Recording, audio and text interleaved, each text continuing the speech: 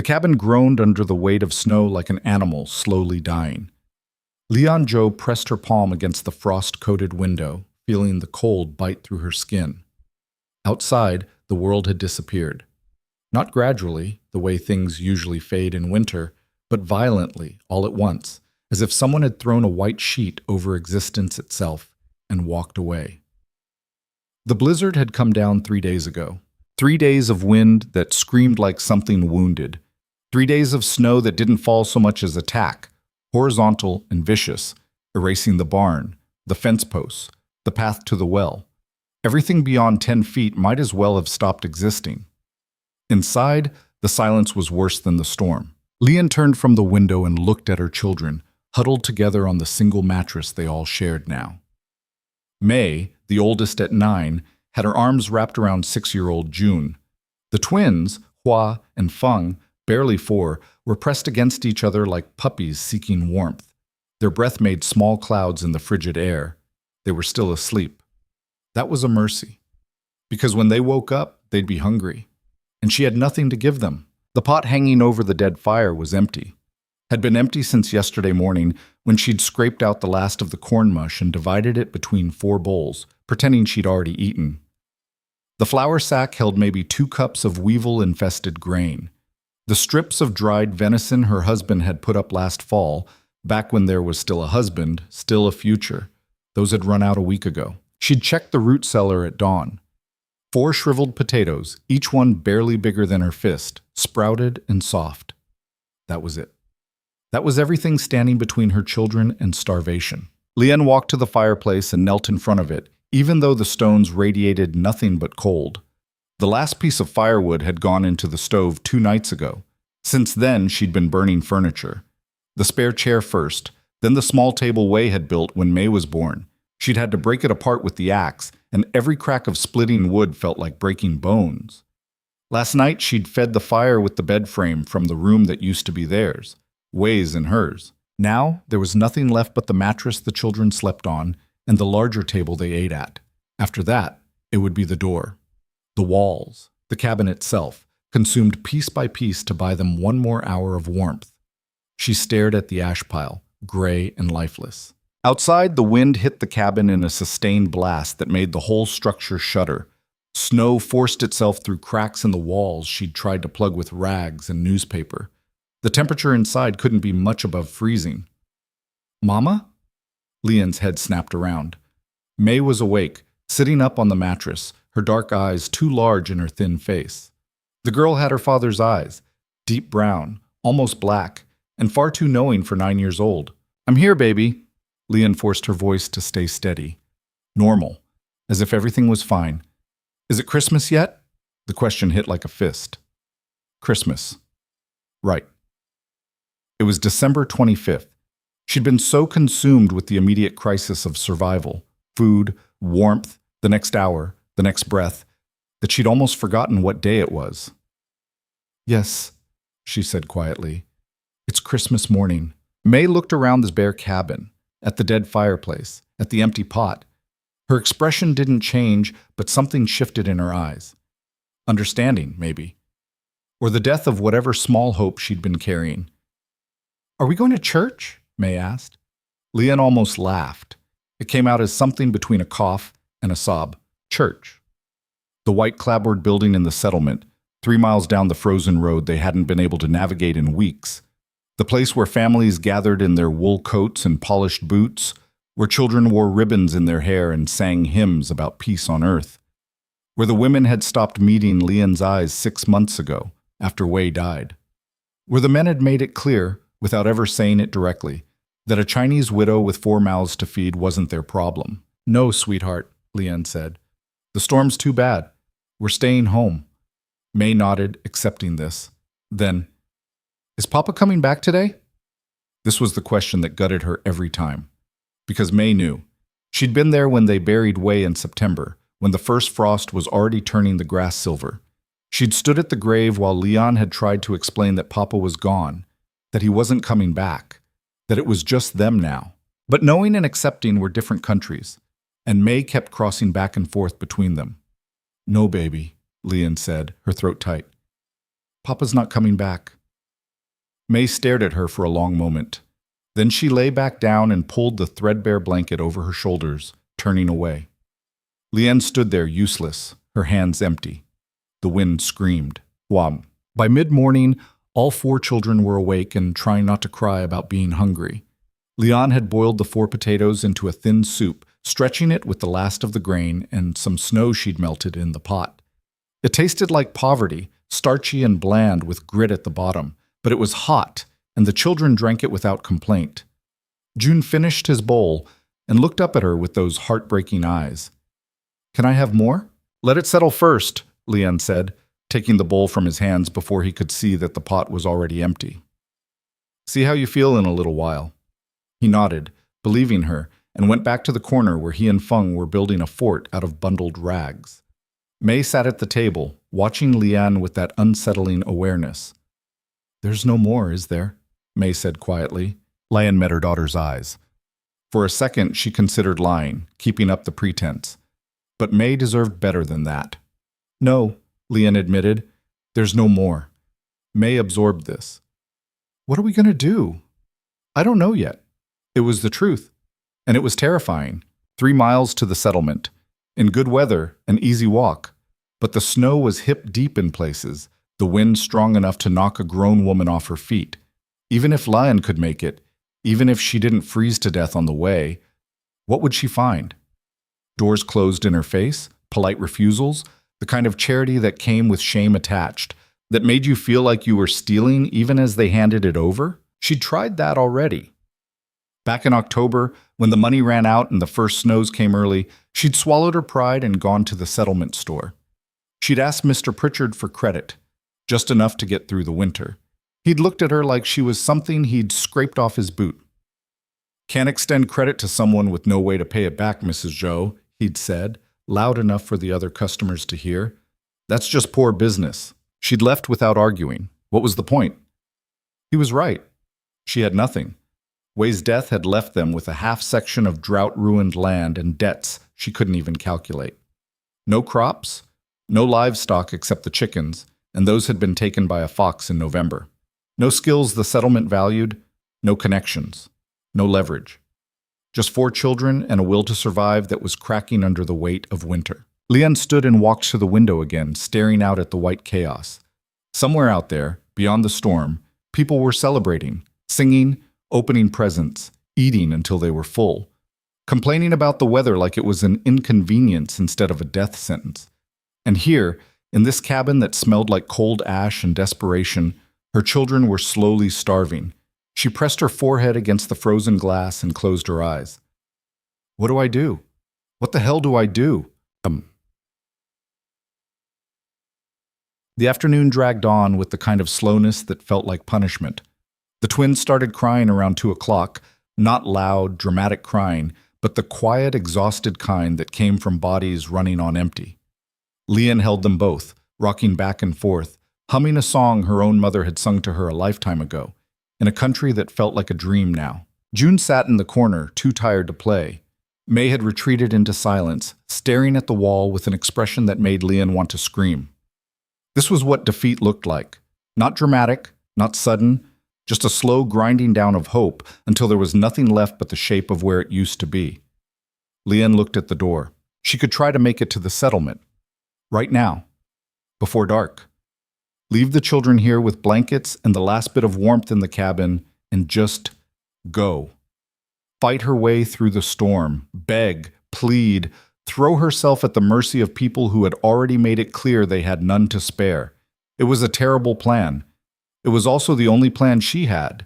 She was about to stand up, about to actually do it, when a sound cut through the wind. At first she thought she'd imagined it. The storm played tricks, made you hear things that weren't there. But then it came again. The creak of wheels, the low sound of a horse blowing hard through its nostrils.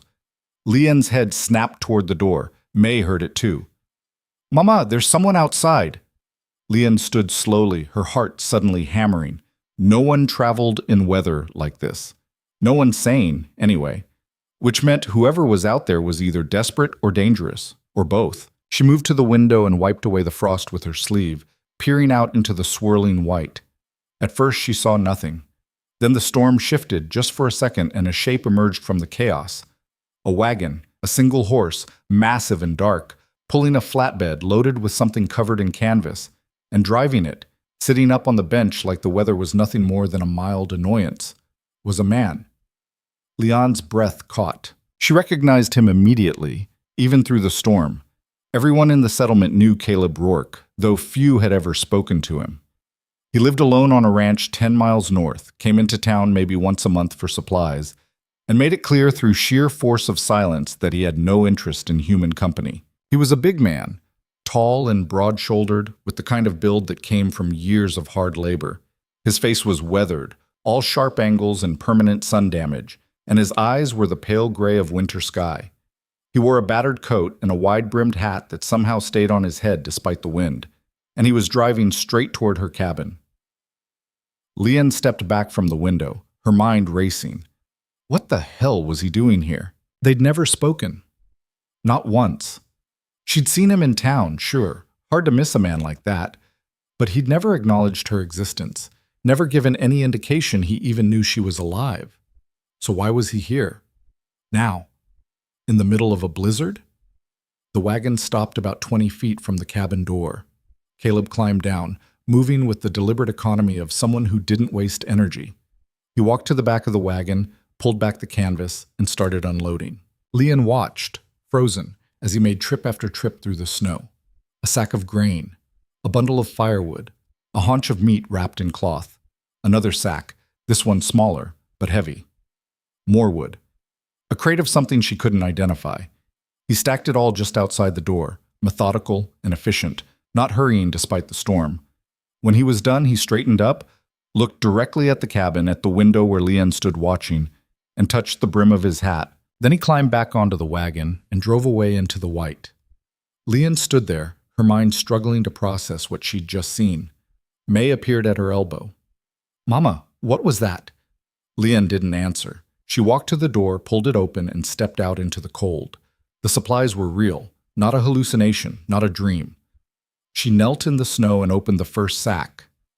Flour. Good quality, not the cheap stuff. Enough to last weeks. The meat was venison, freshly butchered.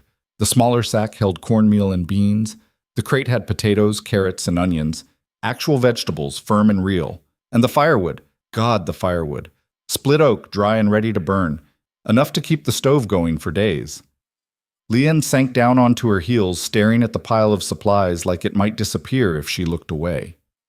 This didn't make sense. Why would Caleb Rourke, a man who went out of his way to avoid human contact, risk his life in a blizzard to bring food to a family he didn't know? What did he want in return? Because nothing came for free. Leon had learned that lesson the hard way. Everything had a cost, especially kindness, especially from men. Her hands were shaking. She should be grateful. She was grateful. This food would save her children's lives, but gratitude was tangled up with suspicion, with the sick certainty that she'd just taken on a debt she didn't understand and couldn't repay. "Mama, you're getting covered in snow," May said from the doorway. Leanne looked down. The girl was right. Her knees were soaked through and flakes were accumulating on her shoulders. She stood up, grabbed the sack of flour, and carried it inside. Then she went back for the rest. That night the cabin was warm for the first time in weeks. Leon had built a fire in the stove. A real fire, not the pathetic smoldering embers she'd been nursing along, and the heat filled the small space like a blessing.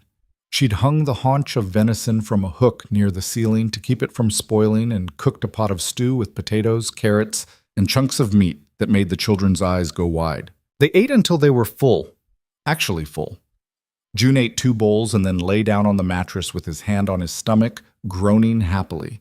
The twins fell asleep mid-bite, their faces still sticky with stew. Even May smiled. Leon cleaned the pot and put the leftovers in the coldest corner of the cabin, already thinking about tomorrow's meals. Planning. Like she had a future again. But underneath the relief was a knot of anxiety she couldn't untangle. She kept seeing Caleb Rourke in her mind. The way he'd moved through the storm like it was nothing. The way he'd unloaded the supplies without a word, without waiting for thanks or explanation. The way he'd looked at the cabin, at her, with those pale gray eyes before driving away. What did he want? Men didn't do things like this without a reason. Her father had taught her that. Wei had confirmed it. Every interaction she'd had in this country had reinforced it. Kindness was a transaction. Generosity was a down payment. Gifts came with strings attached, and the strings were always invisible until it was too late. So what was the string here? Leon sat at the table, her hands wrapped around a cup of weak tea she'd made from melted snow and the last of the dried herbs. The cabin was quiet except for the pop and hiss of the fire. She should sleep. The children were safe and fed, the cabin was warm, and tomorrow's problems could wait for tomorrow. But sleep felt impossible. Instead, she stared into the fire and tried to figure out what she owed Caleb Rourke, and what he'd come to collect.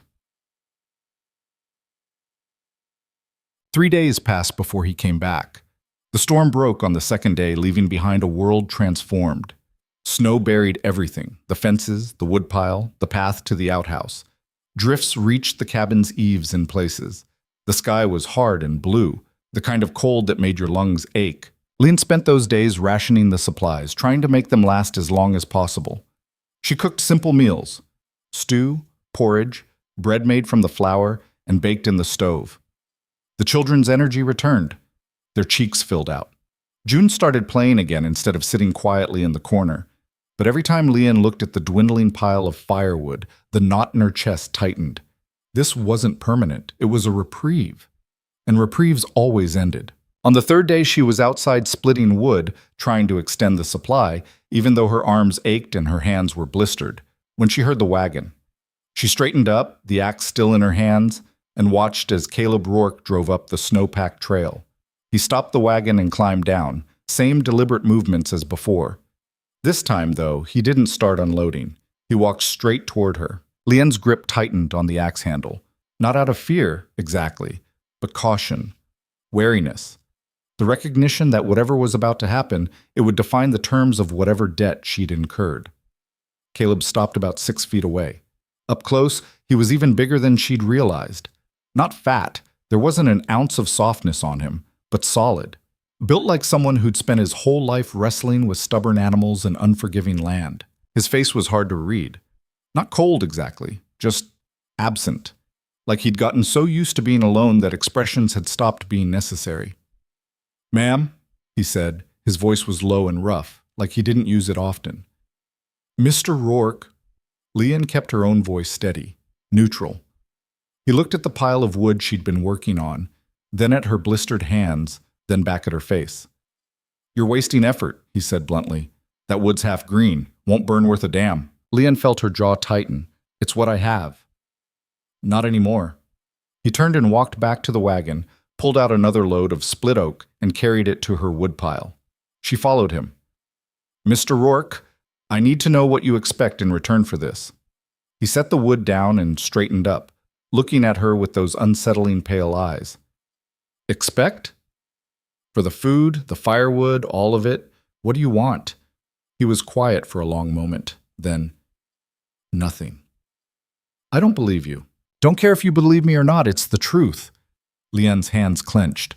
"People don't do this for nothing. There's always a cost." Caleb's expression didn't change, but something shifted in his eyes. "You think I'm here to collect something from you. Aren't you?" "No." "Then why?"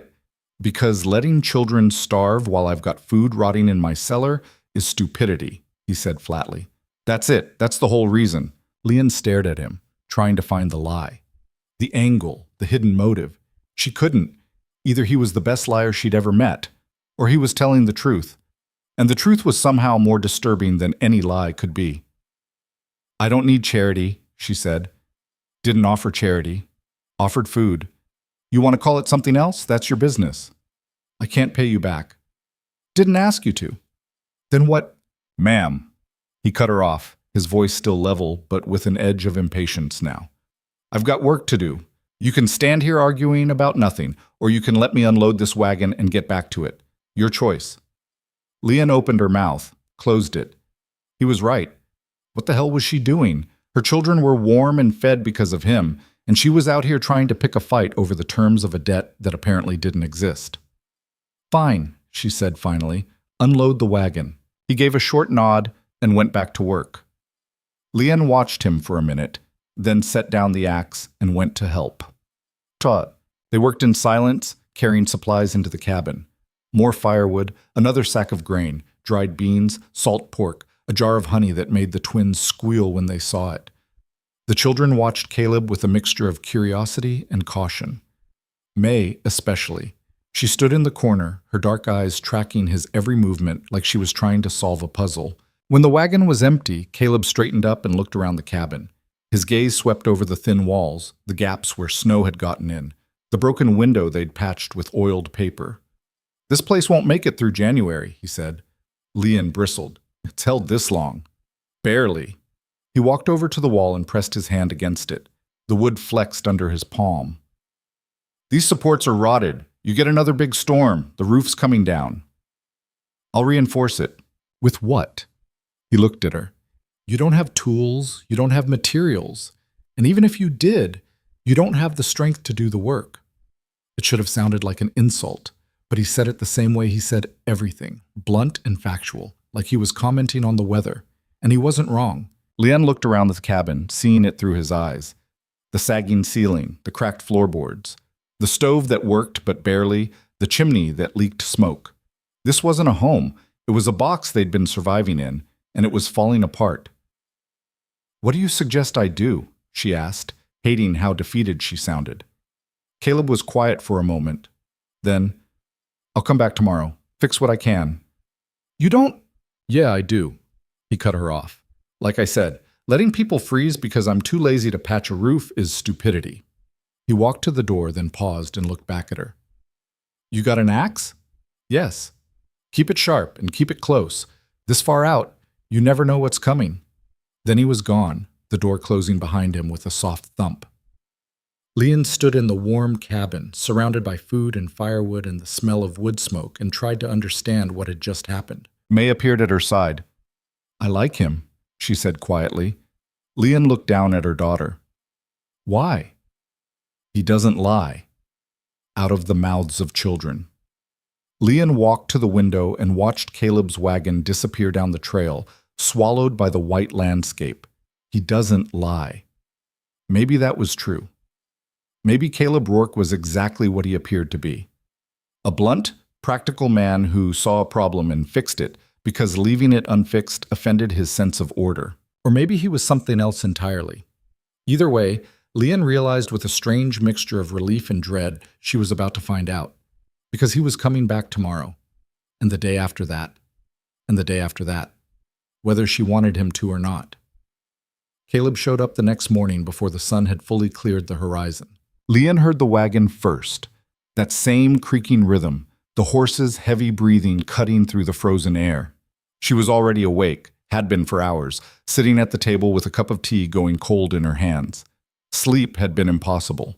Every time she'd closed her eyes, her mind had spun through the same questions on an endless loop. What did he really want? What was she missing? When would the other shoe drop? She stood and moved to the window, watching as he climbed down from the wagon with that same unhurried efficiency. This time, the flatbed was loaded with lumber, tools, and what looked like rolls of tar paper. The children were still asleep, bundled together on the mattress like a litter of kittens. Leanne grabbed her coat and stepped outside before he could knock and wake them. The cold hit her like a wall. Her breath came out in white clouds that hung in the still air. The snow crunched under her boots as she walked toward him. Caleb was already unloading, pulling boards off the wagon and stacking them in the snow. He glanced up when she approached, but didn't stop working. "Morning," he said. "You're early." "Daylight's short this time of year. Need to make use of it." Leanne crossed her arms, partly against the cold, partly because she didn't know what to do with her hands. "You're really going to fix the roof?" "Said I would." "Why?" He set down the board he was carrying and straightened up, looking at her with those pale eyes that gave away nothing. "You want me to leave? Just say so. I'll pack up and go." "I didn't say that." "Then what are you saying?" Leanne struggled to put it into words. "I'm saying I don't understand you. I don't understand why you're doing this. And I don't know what you expect from me in return, and that makes me nervous." Caleb was quiet for a long moment. Then he pulled off his gloves and shoved them in his coat pocket. "You want the truth?" "Yes." "I don't expect anything from you." I'm doing this because that cabin's about to collapse, and I've got the tools and materials to fix it. That's the whole reason. There's no hidden angle, no strings. I'm not trying to get anything from you except maybe to stand there and hold the ladder when I need it. That's it? That's it. Lynn studied his face, looking for cracks in the story. But his expression was the same as always, flat, neutral, unreadable. Either he was being honest or he was so good at lying that she'd never spot it. Fine, she said finally. I'll hold the ladder. Something that might have been amusement flickered across his face. Appreciate it. He turned back to the wagon and grabbed a toolbox, then looked at her again. You had breakfast yet? No. Kids? They're still sleeping. Then wake them up and feed them. I'll start work on the roof. Come out when you're ready. It wasn't a request. It was a statement of fact, delivered in that same blunt way he said everything. Leanne found herself nodding before she'd consciously decided to agree. She went back inside and started a fire in the stove, then began cooking porridge with some of the grain he'd brought. The smell woke the children one by one. June stumbled over to the table, rubbing his eyes. The twins emerged from the blankets like small animals leaving a burrow. May sat up and immediately looked toward the window. Is that man back? She asked. His name is Mr. Rourke, Leanne said. And yes, he's here to fix the roof. Can I watch? After you eat. They sat down to bowls of hot porridge sweetened with a little of the honey. Leanne ate standing up, her eyes drawn repeatedly to the window where she could see Caleb moving around outside, setting up a ladder against the side of the cabin. When they'd finished eating, May went to the door and pressed her face against the gap, watching him work. June joined her. Even the twins seemed curious, though they were too small to see much. Leanne cleaned up the breakfast dishes, then put on her coat and went back outside. Caleb was on the roof now, moving carefully across the snow-covered shingles. He'd already pulled up several boards and was examining the underlying structure with a critical eye. Worse than I thought, he called down. Whole northwest corner's rotted through. You're lucky it hasn't caved in already. Lucky, Leanne repeated flatly. He glanced down at her. Could be worse. Could be dead. That's the definition of lucky in my book. He wasn't wrong. She'd spent the last few months feeling like the unluckiest person alive, but standing here in the cold morning air, warm and fed with a stranger repairing her roof, she had to admit he had a point. What do you need me to do? She asked. For now, nothing. I'll call if I need the ladder steadied. Leanne stood there for a moment, feeling useless. Then she noticed the pile of old shingles and rotten boards he'd pulled off the roof. They were scattered in the snow, making a mess. She started gathering them up, stacking the salvageable pieces in one pile and the trash in another. It wasn't much, but it was something. Movement, purpose. Better than standing around watching him work. They fell into a rhythm after that. He'd pull off damaged sections, toss them down, and she'd sort through the debris. Occasionally he'd call down a question about where something was or how long it had been like that, and she'd answer. The conversation was minimal, practical, stripped of anything unnecessary. It reminded her of working with Wei in the early days, before the drought, before everything fell apart. They'd had a rhythm too, a way of moving around each other without getting in the way, of communicating with looks and gestures instead of words. The memory hit her harder than she expected.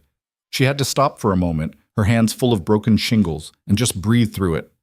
When she looked up, Caleb was watching her from the roof. You all right? He asked. Fine. He didn't look convinced, but he didn't push. He just went back to work. By midday, he'd replaced most of the damaged boards on the northwest corner and was starting to lay down new tar paper. The sun was high and bright, reflecting off the snow in a way that made everything look sharp and clean. Leanne's fingers were numb despite her gloves, and her back ached from bending over to pick up debris. Take a break, Caleb called down. Get inside and warm up. I'm fine. Didn't ask if you were fine, told you to take a break. Leanne bristled at the tone. I don't take orders from you. No, you don't. But you do take common sense, and common sense says you've been out here for 3 hours in below freezing temperatures. Go inside before you get frostbite. He was right, and that made it worse. Leanne wanted to argue just for the sake of arguing, but her hands were shaking from the cold, and she could barely feel her toes. Fine, she said, and hated how petulant she sounded. She went inside where the children were playing a game with stones and bits of string. The cabin was warm from the fire, and the heat felt like a physical thing pressing against her frozen skin. She made herself another cup of tea and sat at the table, trying to stop shivering. May appeared at her elbow.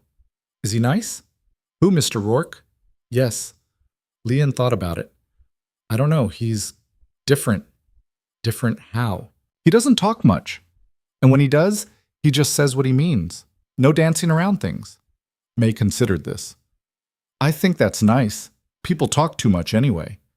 Out of the mouths of children, again. Leon sipped her tea and watched through the window as Caleb continued working on the roof. He moved with the confidence of someone who'd spent his whole life doing physical labor, every movement economical and precise. No wasted effort, no hesitation. She wondered what his story was. Why he lived alone on a ranch 10 miles from the nearest neighbor. Why he'd never married. Why he'd chosen isolation in a place that punished loneliness. But those were questions she had no right to ask, just like he had no right to ask about Wei, about why she'd stayed in this falling-apart cabin instead of going back to her family in California, about what it felt like to watch everything you'd built crumble in the span of a single season. Some stories were private. Some pain didn't need to be shared. After about 20 minutes, Leon went back outside. Caleb was down from the roof now, packing up his tools. "Finished?" she asked. "For today. Got the worst of it patched. I'll come back in a few days and finish the rest, but it'll hold for now." "Thank you." He nodded, not quite meeting her eyes. "You should check the inside. Make sure there's no water damage from where it was leaking." They went into the cabin together. Caleb had to duck slightly to get through the door. The frame was built for someone shorter. He stood in the small space, looking around with that same critical assessment he'd given the exterior. The children stared at him with wide eyes.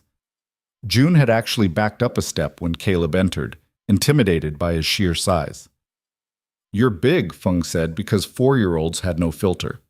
"Feng," Leon snapped, but Caleb's expression softened slightly. "Yeah, I am. Makes it easier to reach high shelves."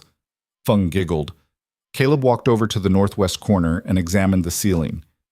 "You had any water coming through here?" "Not recently," Leon said, "but last month there was a leak. I put a bucket under it." He ran his hand along the ceiling boards, feeling for soft spots. "Well, you shouldn't have that problem anymore. If it does start leaking again, let me know." "How am I supposed to let you know? I don't even know where you live." 10 miles north, following the river. Ranch is the only structure for 5 miles in any direction. Can't miss it. That's a long way to travel just to tell you about a leak. Then don't travel. I'll be back in a few days anyway. He said it casually, like it was already decided, like his presence here had become part of the routine. Leon didn't know how to feel about that. Caleb finished his inspection and headed back toward the door. Then he paused and looked at May, who was still watching him with that intense, analytical stare. "You keep an eye on things while I'm gone," he said to her. May straightened up, clearly taking the responsibility seriously. "I will." He gave her a small nod, then looked at Leon. "I'll bring more firewood next time. You're going through it faster than I thought." "You don't have to." "Yeah, I do, unless you want to go back to burning furniture." He left before she could respond, pulling the door shut behind him. Leon stood in the warm cabin, surrounded by her children, and tried to figure out what had just happened to her carefully maintained walls. The next few days fell into a strange new pattern. Caleb would show up every morning with supplies or materials, work on some aspect of the cabin that needed fixing, and leave before dark. He reinforced the walls, replaced the broken window with actual glass, fixed the stove so it drew properly, instead of leaking smoke into the cabin. He even built a small covered area next to the door where they could store firewood so it stayed dry. He didn't talk much while he worked, but Leon found herself talking to him anyway. Small things at first, comments about the weather, questions about how to do basic repairs, observations about the children, and slowly, carefully, he started talking back. She learned that he'd grown up on the ranch where he still lived, that his father had died 5 years ago, leaving him the land and the livestock and nothing else. That he'd never been married, never even come close, because most women took one look at the isolation and ran in the other direction. "Can't blame them," he said one afternoon while fixing a crack in the foundation. "It's not an easy life out here." "No," Leon agreed. "It's not." He glanced at her. "Your husband. How long's he been gone?" "Since September." "How'd it happen?" Leon hesitated. She hadn't talked about this with anyone. Not the people in the settlement who'd turned their backs on her. Not the children who were too young to understand. Not even herself, really. She'd locked it away in a part of her mind she didn't visit. But something about Caleb's directness made lying feel impossible. Accident, she said finally. He was trying to dig a new well. The drought had dried up our water source, and he thought if he went deeper, he'd find it. The walls weren't properly shored up. They collapsed on him. Caleb was quiet for a moment. You try to dig him out? Yes, for hours, until my hands were bloody and I couldn't lift the shovel anymore. But there was too much earth, too much weight. Her voice cracked. By the time I got help from the settlement, it was too late. I'm sorry. Everyone's sorry. But sorry doesn't bring him back. Sorry doesn't fix the fact that he died trying to save a piece of land that wasn't worth saving. Caleb set down his tools and looked at her directly. Land's always worth saving if you're willing to work for it. Not this land. The drought killed it. Nothing grows here anymore.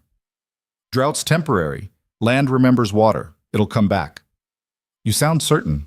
I've seen it before. Drought of '86 lasted 3 years. Everyone said the land was dead, but the rains came back, and so did the grass. Just takes time. Leanne wanted to believe him, but belief felt dangerous. Hope had failed her too many times. Maybe, she said. They worked in silence after that, but it was a different kind of silence, not uncomfortable, just present. That night, after the children were asleep, Leon sat at the table and thought about the last 2 weeks, about how much had changed.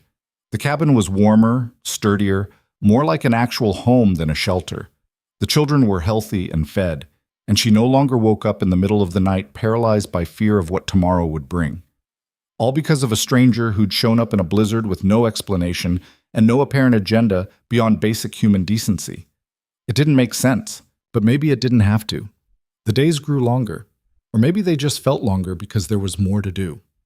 Caleb brought seeds one morning, winter wheat, he said, that could be planted early and would grow even in cold soil. He showed Leon where to plant them and how deep, treating her like a student instead of someone helpless.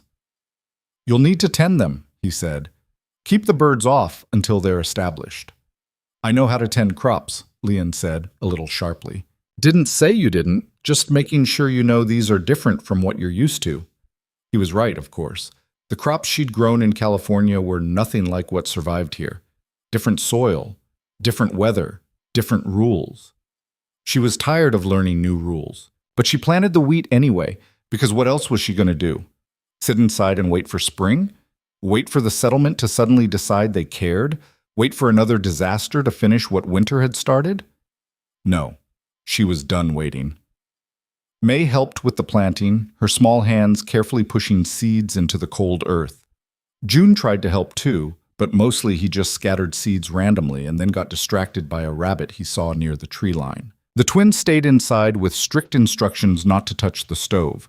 Caleb watched them work for a while, then went back to whatever project he was tackling that day. He'd moved on from the cabin itself to the outbuildings, fixing the barn door that had blown off its hinges, reinforcing the chicken coop even though there were no chickens anymore. Why fix it if we don't have chickens? Leon asked. You'll get chickens eventually. Better to have it ready. I can't afford chickens. Didn't say you had to buy them. I've got extras. I'll bring some over. Caleb, what? She didn't know what to say. Every time she tried to draw a line to establish boundaries, he just stepped over them like they weren't there. Not aggressively, just factually. Like the boundaries made no sense, so why acknowledge them? Nothing, she said finally. He went back to work on the chicken coop. That afternoon, while the children were playing in the snow, Leon found herself standing next to Caleb as he hammered new boards into place. Can I ask you something? She said. Sure. Why are you really doing this? He didn't stop working. Told you already? I know what you told me, but there's got to be more to it than just not wanting food to go to waste. Caleb set down the hammer and looked at her. For a long moment, he didn't say anything. Then, you want the truth? Yes. I've been alone for 5 years. 5 years of waking up to an empty house, eating meals by myself, going weeks without talking to another person. And I told myself that was fine, that I preferred it that way, that people were too much trouble and I was better off without them. He paused, picking up a nail and examining it like it was the most interesting thing in the world. But watching you try to survive out here with 4 kids and no help, I don't know. It made me angry. Not at you, at everyone else. At the people in that settlement who turned their backs because you're different. At the way the world just lets people fall through the cracks and pretends it's their own fault. So this is about anger? No, it's about being tired of being alone and realizing that maybe I don't have to be. The honesty of it hit Leon like a punch. She'd been expecting a different answer, something noble or selfless. Some story about how he'd been helped once and was paying it forward. But this was rawer than that. More human. I'm not asking you to fix my loneliness, he continued. I'm just saying that helping you helps me too. Makes me feel like maybe I'm not completely useless. Leon didn't know what to say to that. Every response that came to mind felt inadequate. So instead, she picked up a board and handed it to him. You're not useless. He took the board, and something that might have been a smile crossed his face. Appreciate that. They worked together until the sun started to set, turning the snow orange and pink. When they finished, the chicken coop looked almost new, sturdy, ready. I'll bring those chickens tomorrow, Caleb said, packing up his tools. You don't have to. I know I don't have to. I want to. He climbed onto the wagon and picked up the reins, then looked back at her. You're doing good, Leon. Better than you think. It was the first time he'd used her first name. The sound of it in his rough voice did something strange to her chest. So are you, she said quietly. He nodded, then drove away into the fading light. Leon stood there in the cold, watching until the wagon disappeared. Then she went inside where the children were already settling down for the night. May looked up from the book Caleb had brought her, an old copy of fairy tales, worn but readable.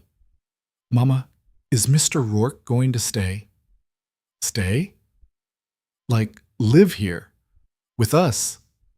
Leon's heart did something complicated. No, baby. He has his own home. But he's here every day. He's helping us fix things. That's all. May looked unconvinced but didn't argue. She went back to her book and Leon started preparing dinner. But the question stayed with her. Was this temporary? Would Caleb eventually finish all the repairs and stop coming? Would they go back to being alone, except now she'd know what it felt like to have help? To have company? The thought made her chest tight. She told herself it didn't matter, that she couldn't start depending on him, that the moment she let herself believe he'd always be there was the moment everything would fall apart. But late that night, lying on the mattress with her children tucked against her, she let herself imagine it, just for a moment. What it would be like if he stayed, if the rhythm they'd fallen into became permanent instead of temporary.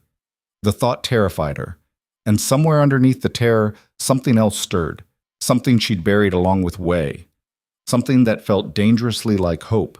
The next morning, Caleb arrived with a crate of chickens in the back of the wagon. 6 hens, rust-colored and loud, clucking indignantly at being transported.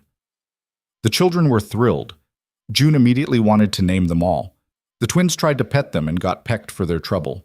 Even May smiled, watching the birds strut around their newly repaired coop like they owned the place. Caleb showed Leon how to feed them, how to collect eggs, how to keep predators away. He'd brought feed too, enough to last until spring. This is too much, Leon said. Chickens eat. That's what they do. Feed's not expensive. That's not what I meant.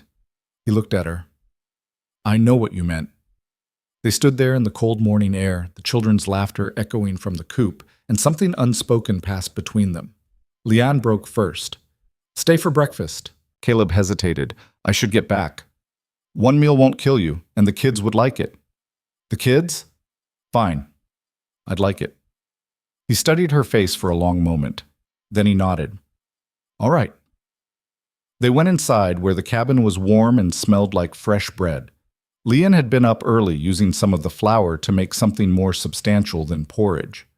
The loaf was still warm from the oven, and she cut thick slices and served them with butter and honey. Caleb sat at the table carefully, like he was afraid he might break something, and accepted the plate she handed him.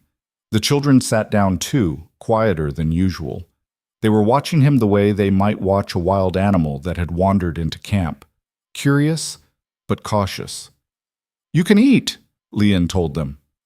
They dug in.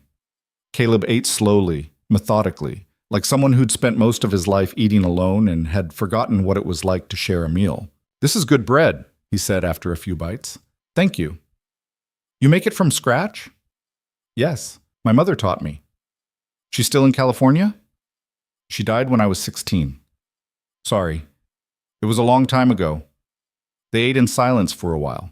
Then June, who'd been gathering courage, spoke up. "Mr. Rourke?" Caleb looked at him. "Yeah? Do you have kids?" "June," Leon said sharply. But Caleb shook his head. "It's fine. No, I don't have kids." "Why not?" "June, that's enough," Leon said. "Never met anyone who wanted to have kids with me," Caleb said simply. "And I'm not the kind of man who'd make a good father anyway." "Why not?" June persisted. "June, I don't talk much. I work too hard. And I live too far from anywhere civilized. Kids need more than that." May, who'd been quiet until now, spoke up. "I think you'd be a good father." Everyone looked at her. "You fix things," she continued, "and you don't lie. And you showed up when we needed help. That's what fathers do." Caleb looked like he'd been hit with a board. He opened his mouth, closed it, then looked down at his plate. Leon's throat was tight. "May, finish your breakfast." But the damage was done. Or maybe it wasn't damage at all. Maybe it was something else, something true that needed to be said. They finished eating without much more conversation. When they were done, Caleb stood and carried his plate to the basin. "I should go," he said. "All right." He headed for the door, then paused. "Leanne?" "Yes?" "Thank you. For breakfast. And for—" He trailed off, seemingly unable to find the words. "I know," she said softly. He nodded and left. Leanne watched through the window as he climbed onto the wagon and drove away. The children had already scattered, June to check on the chickens, the twins to play in the snow, May to her corner with her book. And Leanne stood alone in the warm cabin, her hands shaking slightly, wondering what the hell she was doing. Because this wasn't just about survival anymore. It hadn't been for a while, and she had no idea what to do about that. 3 weeks passed before Leanne realized she was waiting for him every morning.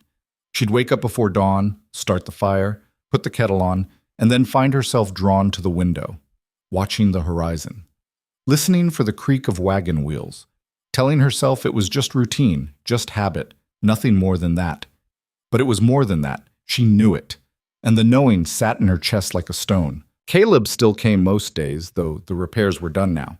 The cabin was solid, the outbuildings functional, the chicken coop producing eggs regularly. There wasn't much left to fix, but he kept finding reasons to show up. A fence post that needed replacing, a drainage ditch that should be dug before the spring thaw. Small things that could have waited, but didn't. And Leanne kept finding reasons to need him there. It was dangerous.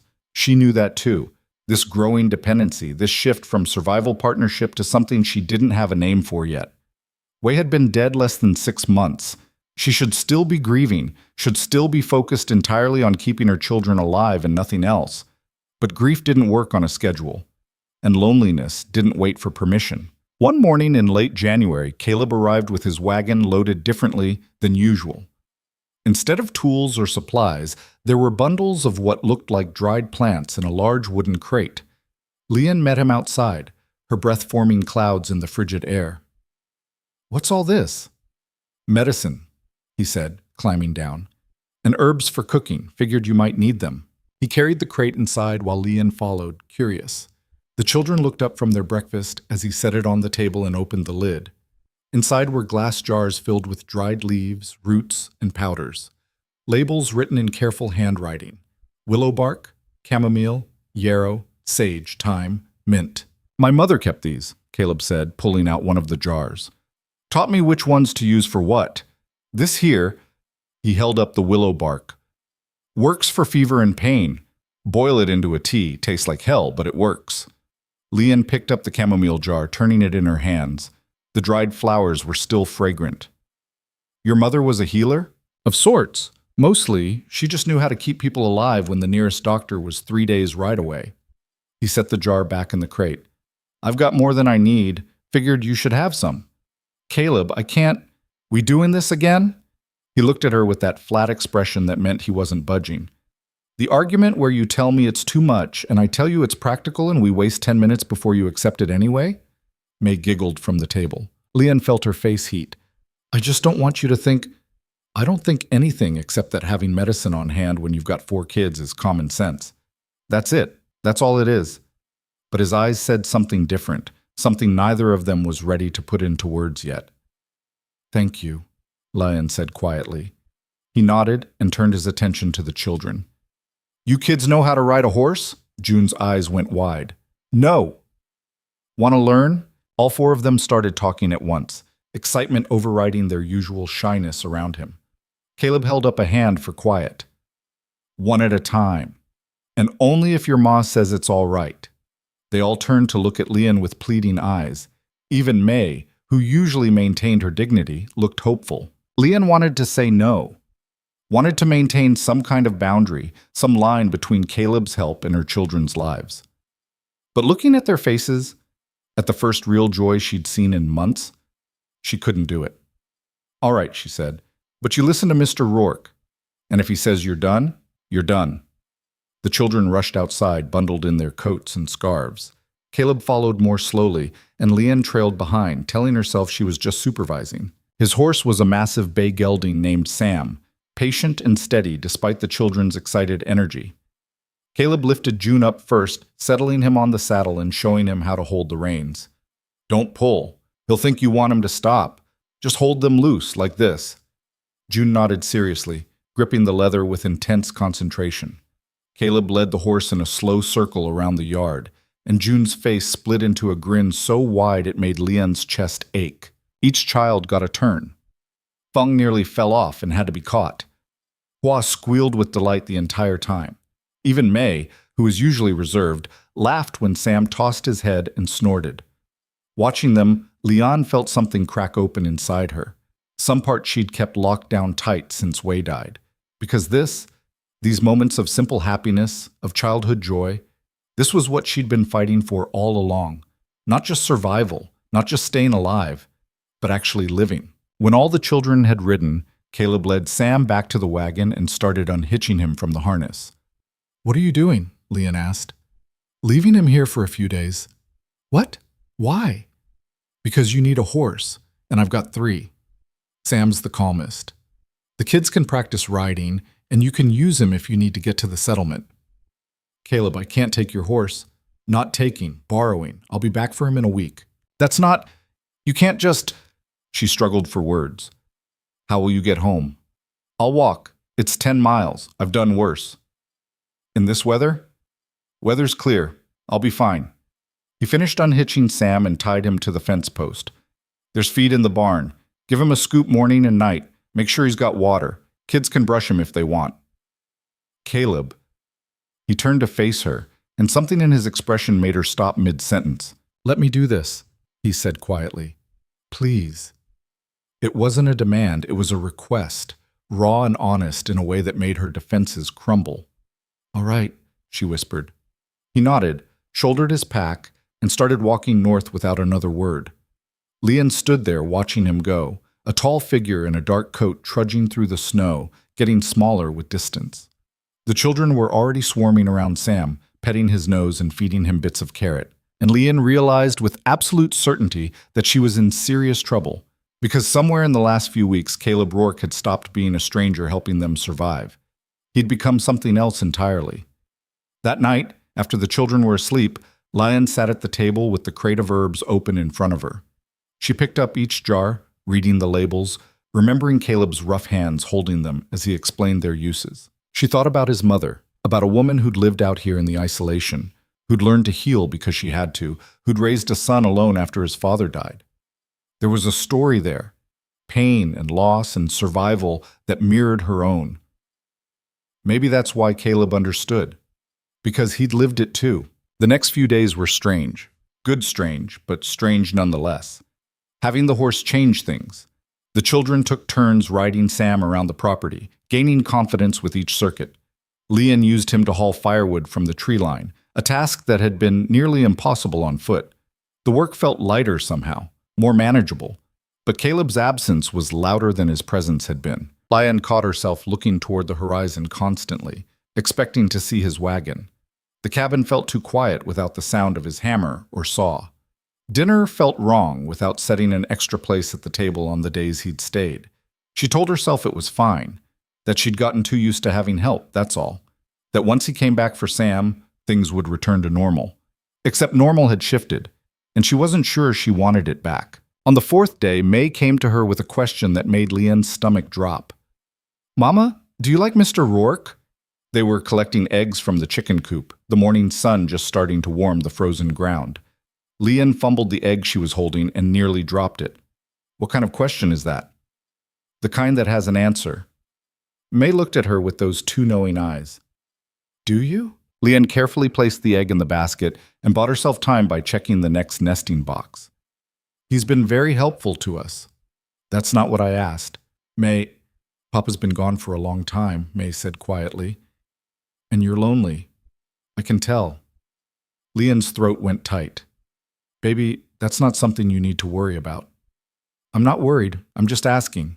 Lynn sat back on her heels and looked at her daughter. Really looked at her. When had May gotten so old? When had she stopped being a little girl and turned into this perceptive, thoughtful person who asked questions Leanne didn't know how to answer? "It's complicated," Leanne said finally. "Because of Papa. Because of a lot of things. Because I don't know Mr. Rourke very well. Because we have to be careful. Because—" She stopped, not sure how to explain the rest.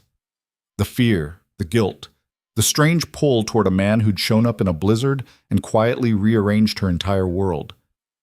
"I think he likes you too," May said. "What makes you say that?" "The way he looks at you when you're not paying attention, like you're a puzzle he's trying to figure out." Leanne's heart did something complicated. "You're too young to be noticing things like that." "I'm 9. That's not too young for anything." It should have been funny, but Leanne couldn't find the humor, because May was right, and the truth of it terrified her. They finished collecting eggs in silence and went back inside. The rest of the day passed in routine tasks: cooking, cleaning, mending clothes, teaching the younger kids their letters. But Leanne's mind kept circling back to the conversation. The way he looks at you when you're not paying attention? Was that true? And if it was, what did it mean? What did she want it to mean? That night, lying in the dark with the children breathing softly around her, Leanne let herself think about it. Really think about it. She'd loved Wei. Still loved him, in the way you love someone who's gone. But their marriage hadn't been perfect. They'd been young when they met, broke when they married, desperate when they came west. Love had been tangled up with survival from the start. And toward the end, before the accident, things had been hard. The drought had worn them both down, made them sharp with each other, turned their partnership into something strained and difficult. She'd been grieving that marriage as much as the man himself. But Caleb was different. He didn't need her, didn't want anything from her except maybe her company. He showed up because he chose to, not because he was obligated. And that choice, that daily decision to help without expectation, felt more solid than any promise Wei had ever made. It wasn't fair to compare them. Wei had done his best, had loved her in the only way he knew how. But he was gone, and she was still here. And at some point she had to decide if she was going to spend the rest of her life holding onto a memory or building something new. The question was whether she was brave enough to try. Caleb came back on the 7th day, right when he'd said he would. Leanne heard the wagon before she saw it and felt her pulse kick up in a way that had nothing to do with surprise. She was outside hanging laundry that had frozen stiff in the cold air, and she made herself finish pinning the sheet before she turned around. He looked the same. Coat covered in trail dust, hat pulled low, face unreadable. But when he saw her, something shifted in his expression. Relief, maybe. Or something close to it. "Morning," he said, climbing down from the wagon. "Morning. How was the walk home?" "Long, cold, uneventful." He looked past her toward the barn. "How's Sam?" "Good. The kids have been riding him every day. I think they're going to be heartbroken when you take him back." "Don't have to take him back right away. Can leave him here a while longer if you want." "That would just make it harder when he eventually leaves." Caleb met her eyes, and for a second she wasn't sure they were still talking about the horse. "Yeah," he said quietly. "I suppose it would." The children came running out then, shouting greetings and dragging Caleb toward the barn to show him how much better they'd gotten at riding. Leon watched them go, her chest tight with something she couldn't name. Later, after he'd admired their progress and helped June with his seat position, Caleb came to find her where she was working in the storage shed, organizing the diminishing supplies. "Need help?" he asked. "Just counting what we have left. Trying to figure out how long it'll last." He stepped into the small space, which immediately felt smaller with him in it. "How's it looking?" "Better than it would have been without you. We'll make it to spring, assuming nothing goes wrong." "Things always go wrong. That's why you plan for them." "Is that your philosophy? Plan for disaster?" "Hasn't failed me yet." Leanne turned to face him and realized he was standing closer than she'd thought. Close enough that she could see the lines around his eyes, the gray threading through his dark hair at the temples, the scar on his jaw she'd never noticed before. "Caleb," she said, and then stopped, not sure what she wanted to say. "Yeah? Why do you really keep coming back? And don't tell me it's about the horse or finding work to do. Tell me the truth." He was quiet for a long moment, his eyes searching her face. Then, "You want the truth?" "Yes. I keep coming back because I don't want to be at my ranch anymore. Because it's empty and cold and I'm tired of eating alone. Because your kids make me laugh and you make me think, and this place feels more like home than anywhere I've been in 5 years." He paused.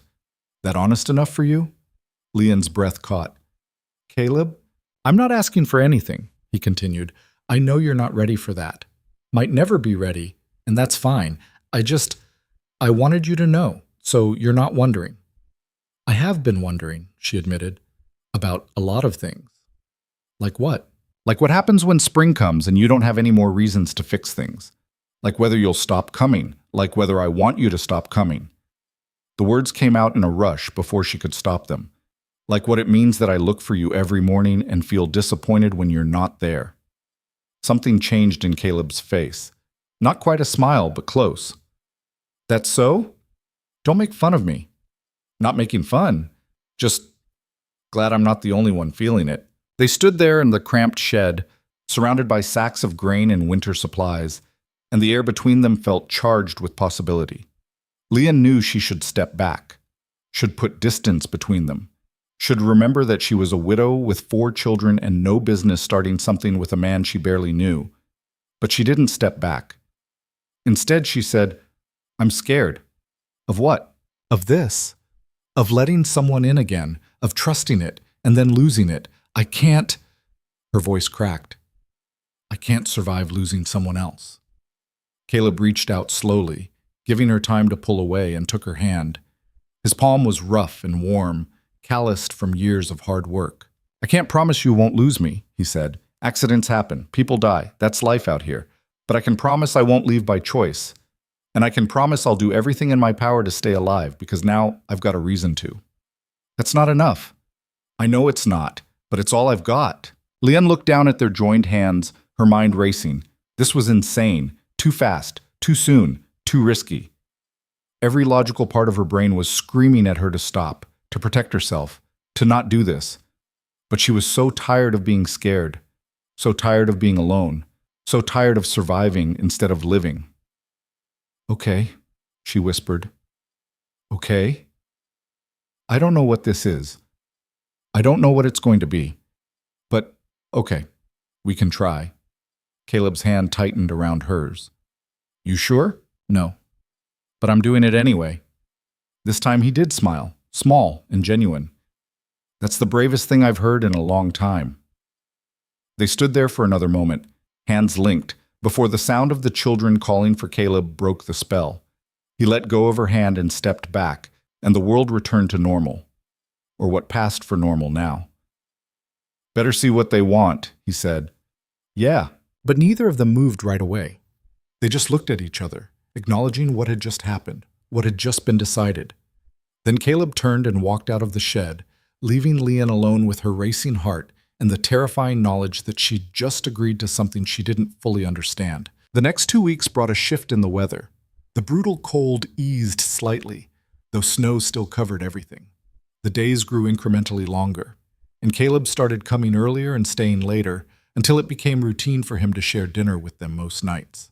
The children adjusted to his presence with remarkable speed. June started following him around, asking endless questions about horses and ranching and how things worked.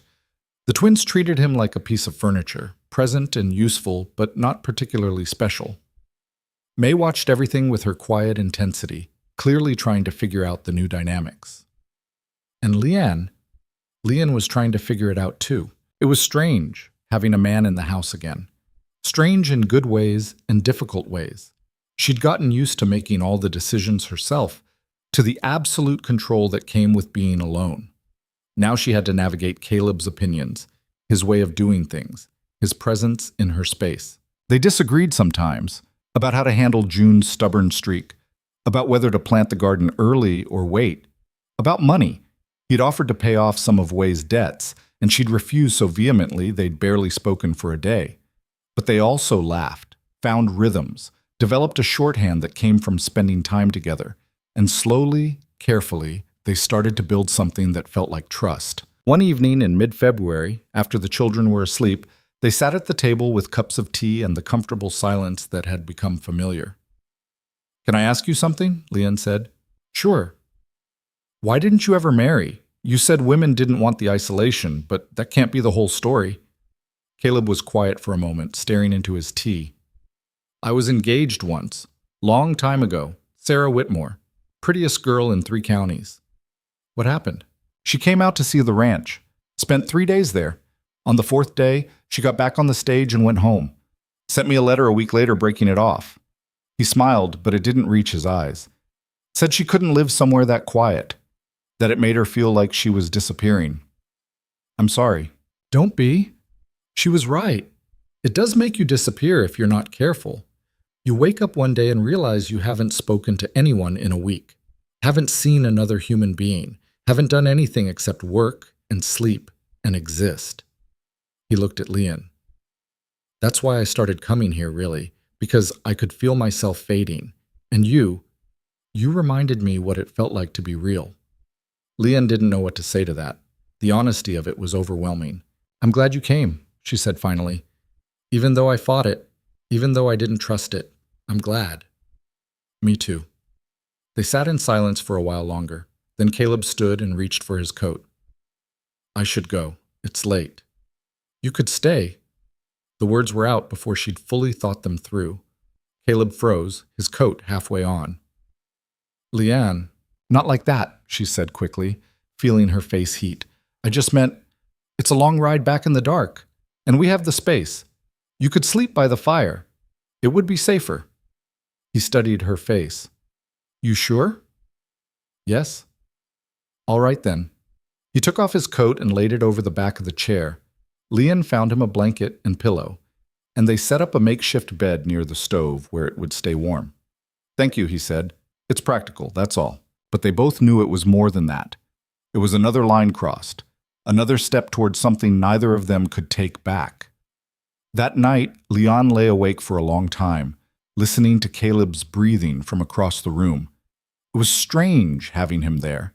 Strange but not uncomfortable, like a piece of furniture that had been missing finally sliding into place. She thought about Way, about the guilt she still carried, about whether it was too soon, too fast, too selfish to want this. But the guilt was quieter now, softer, because Way would have wanted her to survive, would have wanted the children cared for, would have understood that survival sometimes meant letting go and moving forward. At least she hoped he would. The next morning, Caleb woke early and helped her make breakfast. The children came stumbling out to find him there, and accepted it without question, like he'd always been part of their mornings. And maybe Leanne thought he had been, just waiting in the wings for them all to be ready. After breakfast, Caleb didn't leave. Instead, he stayed through the day, working on small projects around the property. And when evening came, Leanne didn't ask if he was staying. She just set an extra place at the table and made up his bed by the fire. It became a pattern. Days blending into each other, Caleb's presence becoming less like a visitor and more like family. They didn't talk about what it meant, didn't label it or try to define it. They just lived it. But Leanne knew they couldn't hide in their little world forever. Eventually, they'd have to face the settlement, face the judgment and the questions and the hostility she'd worked so hard to avoid. And when that happened, everything they'd built would be tested. She just hoped it was strong enough to survive. The decision to go into town came 3 weeks later, and it wasn't really a decision at all. They'd run out of salt. Not the kind of thing you could do without, not when you were preserving meat and curing hides and trying to make food last through what remained of winter. Caleb had offered to go alone, but Leon had surprised herself by saying no. "I'll come with you," she'd said. "It's time." He'd looked at her carefully. "You sure about that?" "No, but I'm going anyway." So on a Saturday morning in early March, with the snow finally starting to melt and the air holding the first hint of spring, they loaded the wagon. Leon dressed the children in their best clothes, which weren't much, but they were clean and mended. She put on the one decent dress she owned, dark blue wool that had belonged to Way's mother, and braided her hair tightly against her skull. Caleb wore clean trousers and a shirt that didn't have any visible repairs. He'd even shaved, his jaw sharp and exposed in a way that made Leanne's stomach do strange things. "You look nice," she said without thinking. He glanced at her, something that might have been embarrassment crossing his face. "So do you." The children piled into the back of the wagon, excited, despite not fully understanding why this trip felt different from all the ones that hadn't happened over the winter. May sat close to Leon on the bench seat, her small hand finding her mother's and squeezing once. The ride to the settlement took about an hour. The road was muddy from the thaw, and the wagon's wheels carved deep ruts in the soft ground. They passed other homesteads, most of them dark and shuttered, families who'd either left for the winter or simply given up entirely. As they got closer to town, Lion felt her chest tighten. The last time she'd been here, it had been for Way's funeral. Before that, it had been those failed attempts to buy supplies on credit, to find work, to get any kind of help at all. Every memory associated with this place was bad. "We don't have to do this," Caleb said quietly, reading her tension. "Can turn around right now if you want." "No, I'm tired of hiding." "This isn't hiding, it's protecting yourself." "From what? Whispers? Stares? I've survived worse than gossip." He didn't argue, but his jaw was tight as they rolled into the settlement's main street. The town of Stillwater was small, maybe 300 people when everyone was counted. One main street with a general store, a church, a saloon, a boarding house, and a handful of other businesses. Houses clustered around it like chickens around feed, most of them simple structures not much better than Leon's cabin. It was Saturday, which meant people were out. Farmers buying supplies, women doing their weekly shopping, children running between buildings, their voices high and bright in the cold air, and every single one of them stopped to stare when Caleb's wagon rolled past. Leon felt the weight of their eyes like physical things. She kept her own gaze forward, her spine straight, refusing to look away or show weakness. Beside her, May had gone very still. Caleb pulled the wagon up in front of Pritchard's general store and set the brake. "Want me to go in alone?" "No, we'll go together." They climbed down, and Leon helped the children out of the back. June immediately wanted to run off and explore, but she kept a firm hand on his shoulder. "Stay close," she said. "All of you." The store's door had a bell that rang when they entered. Inside, it smelled like coffee and sawdust, and the slightly musty scent of fabric that had been sitting too long on shelves. Mr. Pritchard was behind the counter, a heavy-set man with thinning hair and a permanent scowl. He looked up when they entered, and his expression went from neutral to hostile in the space of a heartbeat. "Mrs. Joe," he said, his voice flat. "Been a while." "Mr. Pritchard." Leanne kept her voice steady. "I need salt. 20 pounds if you have it." "I have it. Question is whether you can pay for it." "I can pay." She pulled out the small leather pouch where she'd been keeping the money from selling eggs. It wasn't much, barely enough to cover the salt and maybe a few other necessities, but it was honest money. Earned money. Pritchard's eyes flicked from the pouch to Caleb, who was standing slightly behind Leanne, his presence solid and unmistakable. "Rourke," Pritchard said. "Didn't expect to see you in here with the Joe woman." "Just helping a neighbor," Caleb said evenly. "That a problem?" "Neighbors help each other out here and there. This looks like something else." "Does it?" Caleb's voice was mild, but there was steel underneath it. "And what exactly does it look like to you, Pritchard?" The store owner's face reddened. "I'm just saying, people talk. And when a man spends that much time at a widow's cabin, folks are going to draw conclusions. Let them draw whatever conclusions they want. Doesn't change the fact that Mrs. Joe needs salt and has money to pay for it. So how about you do your job and sell it to her? The tension in the store was thick enough to cut. The other customers, two women Leon vaguely recognized and an older man she didn't, had stopped their shopping to watch the confrontation. Pritchard stared at Caleb for a long moment, clearly weighing his options. Then he turned to the back room without a word and returned with a burlap sack of salt, which he thunked onto the counter hard enough to make the children jump. 20 pounds, $4. It was highway robbery. Salt shouldn't cost more than $2. But arguing would just draw out the confrontation. Leon counted out the coins and slid them across the counter. Pritchard took them without comment and made change with deliberate slowness. When he finally handed over the remaining coins, his fingers didn't quite touch hers. "Anything else?" he asked. "No, thank you." They left the store, Caleb carrying the salt, Leon herding the children ahead of her. The bell rang behind them like a verdict. Outside, more people had gathered, not openly staring, but positioned in ways that made it clear they were watching, waiting to see what would happen next. Lynn recognized some of them. Mrs. Henderson, who'd brought a casserole after Way died, and then never spoken to her again. The Swenson brothers, who'd helped dig Way's grave. Ellen Marsh, who'd been almost friendly once before the isolation had set in. None of them acknowledged her now. They were loading the salt into the wagon when a voice cut across the street. "Well, well, if it isn't the China woman." Leon turned slowly. Thomas Garrett stood in front of the saloon, flanked by two of his friends. He was maybe 25, the son of one of the more prosperous ranchers in the area, and he'd made his dislike of Lyon clear from the moment she'd arrived in Stillwater. "Garrett," Caleb said, his voice low and warning. "Move along.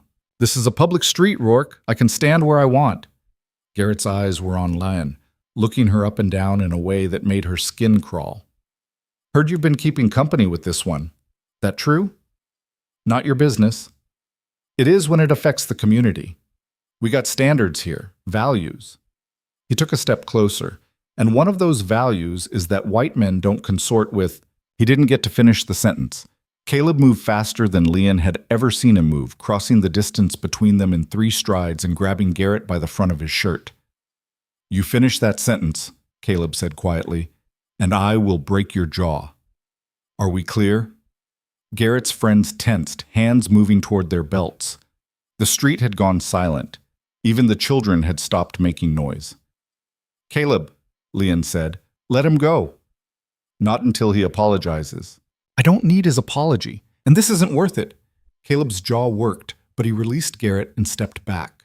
Garrett stumbled, catching himself against the saloon's wall, his face red with anger and humiliation. "This isn't over," Garrett said. "Yes, it is," Caleb replied, "because if you or anyone else bothers Mrs. Joe or her children, you'll answer to me. And trust me when I say you don't want that." He turned and walked back to the wagon where Leon was already lifting the children into the back. His hands were shaking slightly, from anger or adrenaline, she couldn't tell. They climbed onto the bench seat and Caleb took up the reins. But before he could signal the horses to move, another voice called out, "Mrs. Joe, a word, please?" Leon turned to see Reverend Matthews approaching from the direction of the church. He was an older man, gray-haired and soft-spoken, one of the few people in Stillwater who'd shown her any kindness after Way died. "Reverend," she said cautiously, "I just wanted to say—" He paused, glancing at the watching crowd, then back at her. "I wanted to say that you and your children are always welcome at services, should you choose to attend." It was a small thing, a simple statement, but in the context of everything that had just happened, it felt like defiance. "Thank you," Leon said quietly. "I'll consider it." He nodded and stepped back, and Caleb clicked his tongue at the horses. The wagon lurched forward, carrying them away from the settlement and back toward the relative safety of isolation. No one spoke for the first mile. Then June said, in a small voice, "Mama, why was that man so mean?" Leon closed her eyes briefly. "Because some people are afraid of what they don't understand, and fear makes them cruel." "Is he afraid of you?" "Of me being different?" "Yes." "That's stupid." "Yes, baby, it is." Caleb's hands were tight on the reins, his knuckles white. Leon reached over and touched his arm gently. "Thank you," she said. for what you did back there. Almost made it worse. But you didn't. You defended us. That matters. Garrett's not going to forget this. I know. They rode in silence for a while longer. Then May spoke up from the back of the wagon. Are we going to go back? To the settlement? Leon looked at Caleb, then back at her daughter. I don't know. Maybe. Maybe not. Does it matter? I don't like it there, May said. People are mean. Not all of them. The Reverend was kind. One person out of a whole town isn't enough. Out of the mouths of children, striking truth like always. When they got back to the cabin, Caleb helped unload the salt and then stood by the wagon, clearly preparing to leave. You're going home? Leanne asked. Figured I should. Give you some space after all that. I don't want space. He looked at her. Leanne, stay. Please. The children need... She paused, choosing her words carefully. I need you to stay. Something shifted in his expression. You sure? Yes, so he stayed. And that night, after the children were asleep, they sat at the table and talked about what had happened. About Garrett's threats. About the settlement's hostility. About whether it was worth trying to be part of a community that clearly didn't want them. We could leave, Caleb said. Go somewhere else, start over. Where? Every settlement is going to be the same, and I can't afford to start over. This land, terrible as it is, it's all I have. Not all you have. She looked at him. Caleb, marry me. The words hung in the air between them, impossible and terrifying and somehow inevitable all at once. Leon's mouth went dry. What? Marry me, he repeated. Combine our properties, pool our resources. Make it official so there's no question about my presence here, no fuel for gossip. That's not a reason to get married. It's one reason. Not the only one. He reached across the table and took her hand. I know it's fast. I know you're still grieving. I know this isn't some romantic fairy tale, but it's practical, and it would protect you and the kids, give you legal standing, make things easier.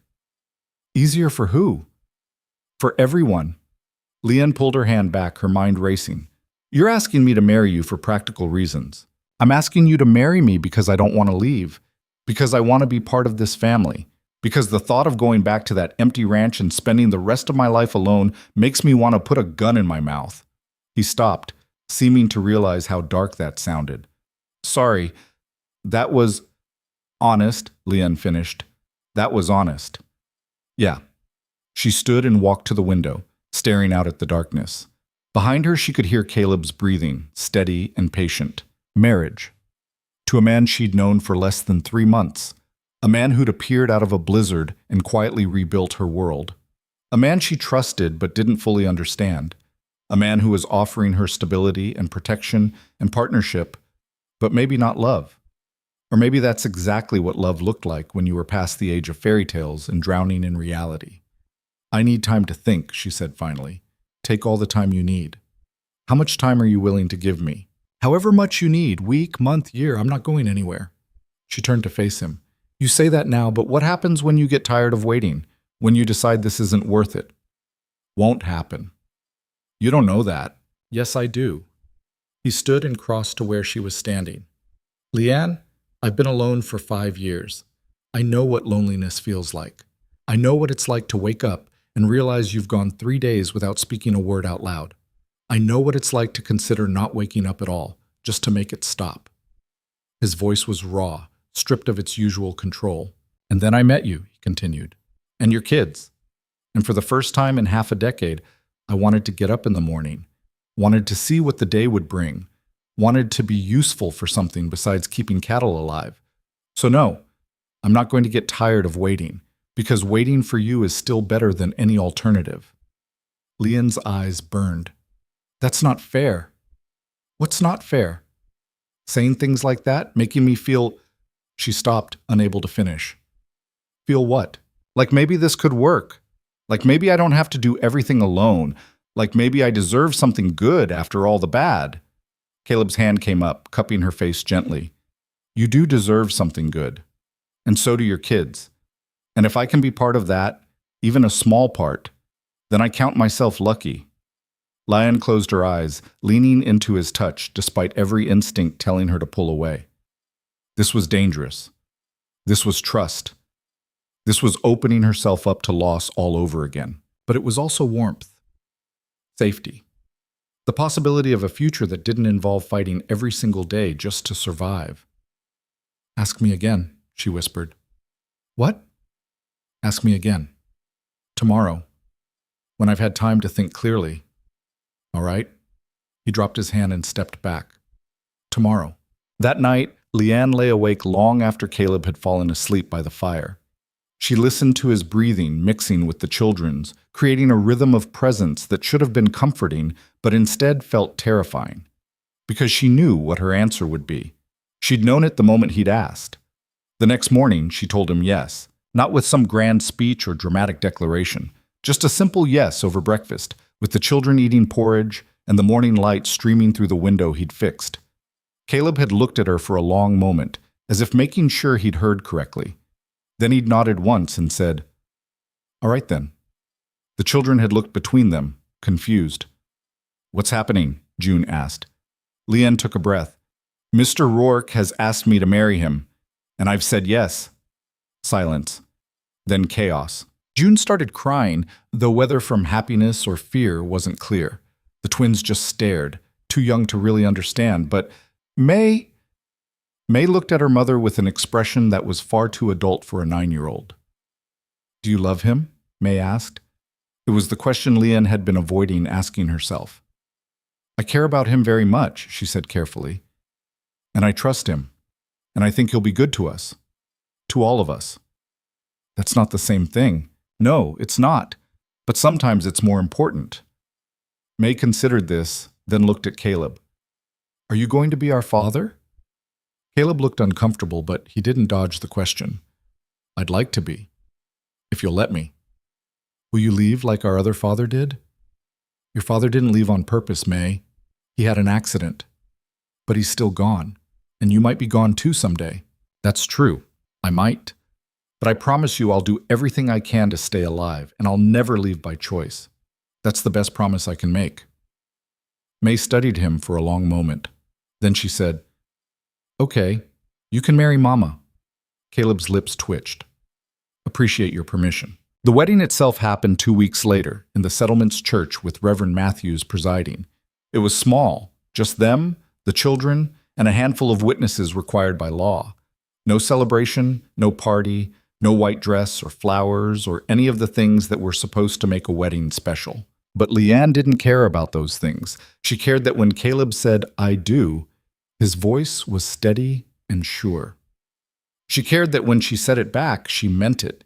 She cared that the Reverend smiled at them with genuine warmth, even if the witnesses looked disapproving. And she cared that when they walked out of the church as husband and wife, Caleb took her hand in front of everyone and didn't let go. The hostility was still there. Garrett was there with his friends, glaring from across the street. Other townspeople whispered and stared, but there was nothing they could say now. Nothing they could do. It was legal. Official. Done. They loaded into the wagon and headed home, except it wasn't just Lion's home anymore. It was theirs. A blended family built on necessity and trust, and something that might become love if they gave it time. That first night as husband and wife was awkward. They'd been living together for weeks, but this was different. This came with expectations, with rights and obligations that hadn't existed before. After the children were asleep, they stood on opposite sides of the cabin's single room, neither quite sure what to do. "I can still sleep by the fire," Caleb said. "Don't want you to feel pressured. We're married now. That seems silly." "Maybe, but I'm not going to assume anything." Leanne appreciated that. Even now, even after everything, he was giving her space to choose. She thought about Wei, about their wedding night, when they'd both been so young and nervous and convinced they knew what they were doing, about all the nights since then, some good, many difficult, all of them part of a life that was over now. This was different. This was a choice she was making with full knowledge of what marriage could be, the good and the bad, the comfort and the compromise. "Come to bed," she said quietly. "It's cold, and there's no point in both of us freezing." They lay down on opposite sides of the mattress, a careful distance between them. The children were bundled on their own mattress across the room, breathing softly in sleep. Leanne stared at the ceiling, hyper-aware of Caleb's presence beside her. His warmth, his breathing, the way the mattress dipped slightly under his weight. "Thank you," she said into the darkness. "For what? For not pushing, for giving me time, for understanding that this is complicated. Leanne, I'm not looking for gratitude. I'm just trying to do right by you." "I know, but I'm grateful anyway." They were quiet for a while. Then Caleb said, "Can I ask you something?" "Yes." "Do you think you'll ever love me? Really love me, I mean. Not just trust me or care about me, but actually love me." The question hung in the dark, vulnerable and raw. Lynn thought about it, really thought about it.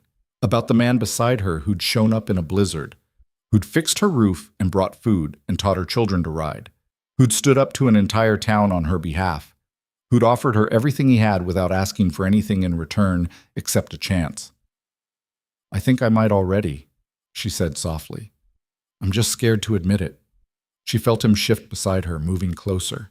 His hand found hers in the darkness, fingers intertwining. "That's enough," he said. "That's more than enough."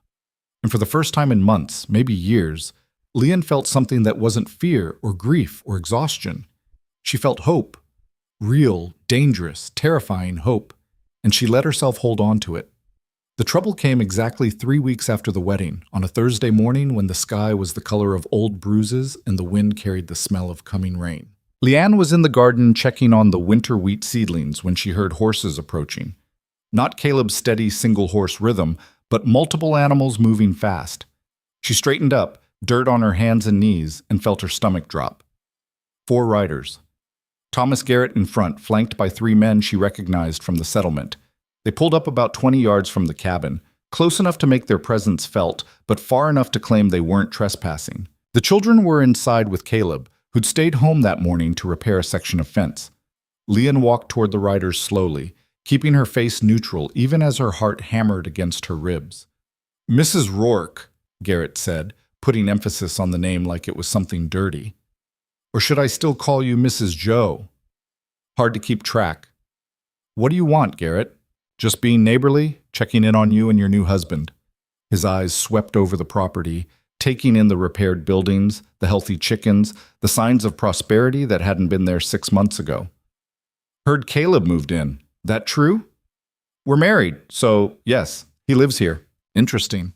Because I also heard he's been letting his own ranch go to hell. Cattle wandering, fences down, place falling apart."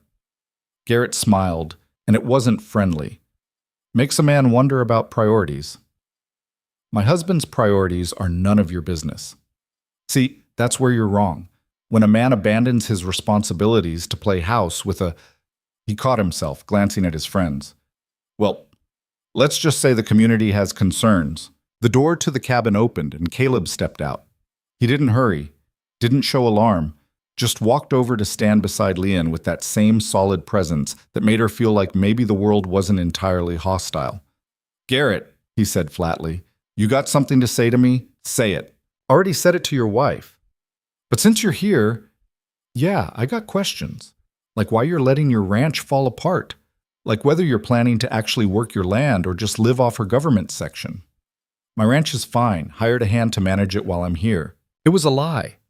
Leanne knew it was a lie because they'd talked about it just last night, about how Caleb was stretched too thin trying to maintain both properties, about how something was going to have to give. But his voice didn't waver, and Garrett had no way to prove otherwise. "That's so.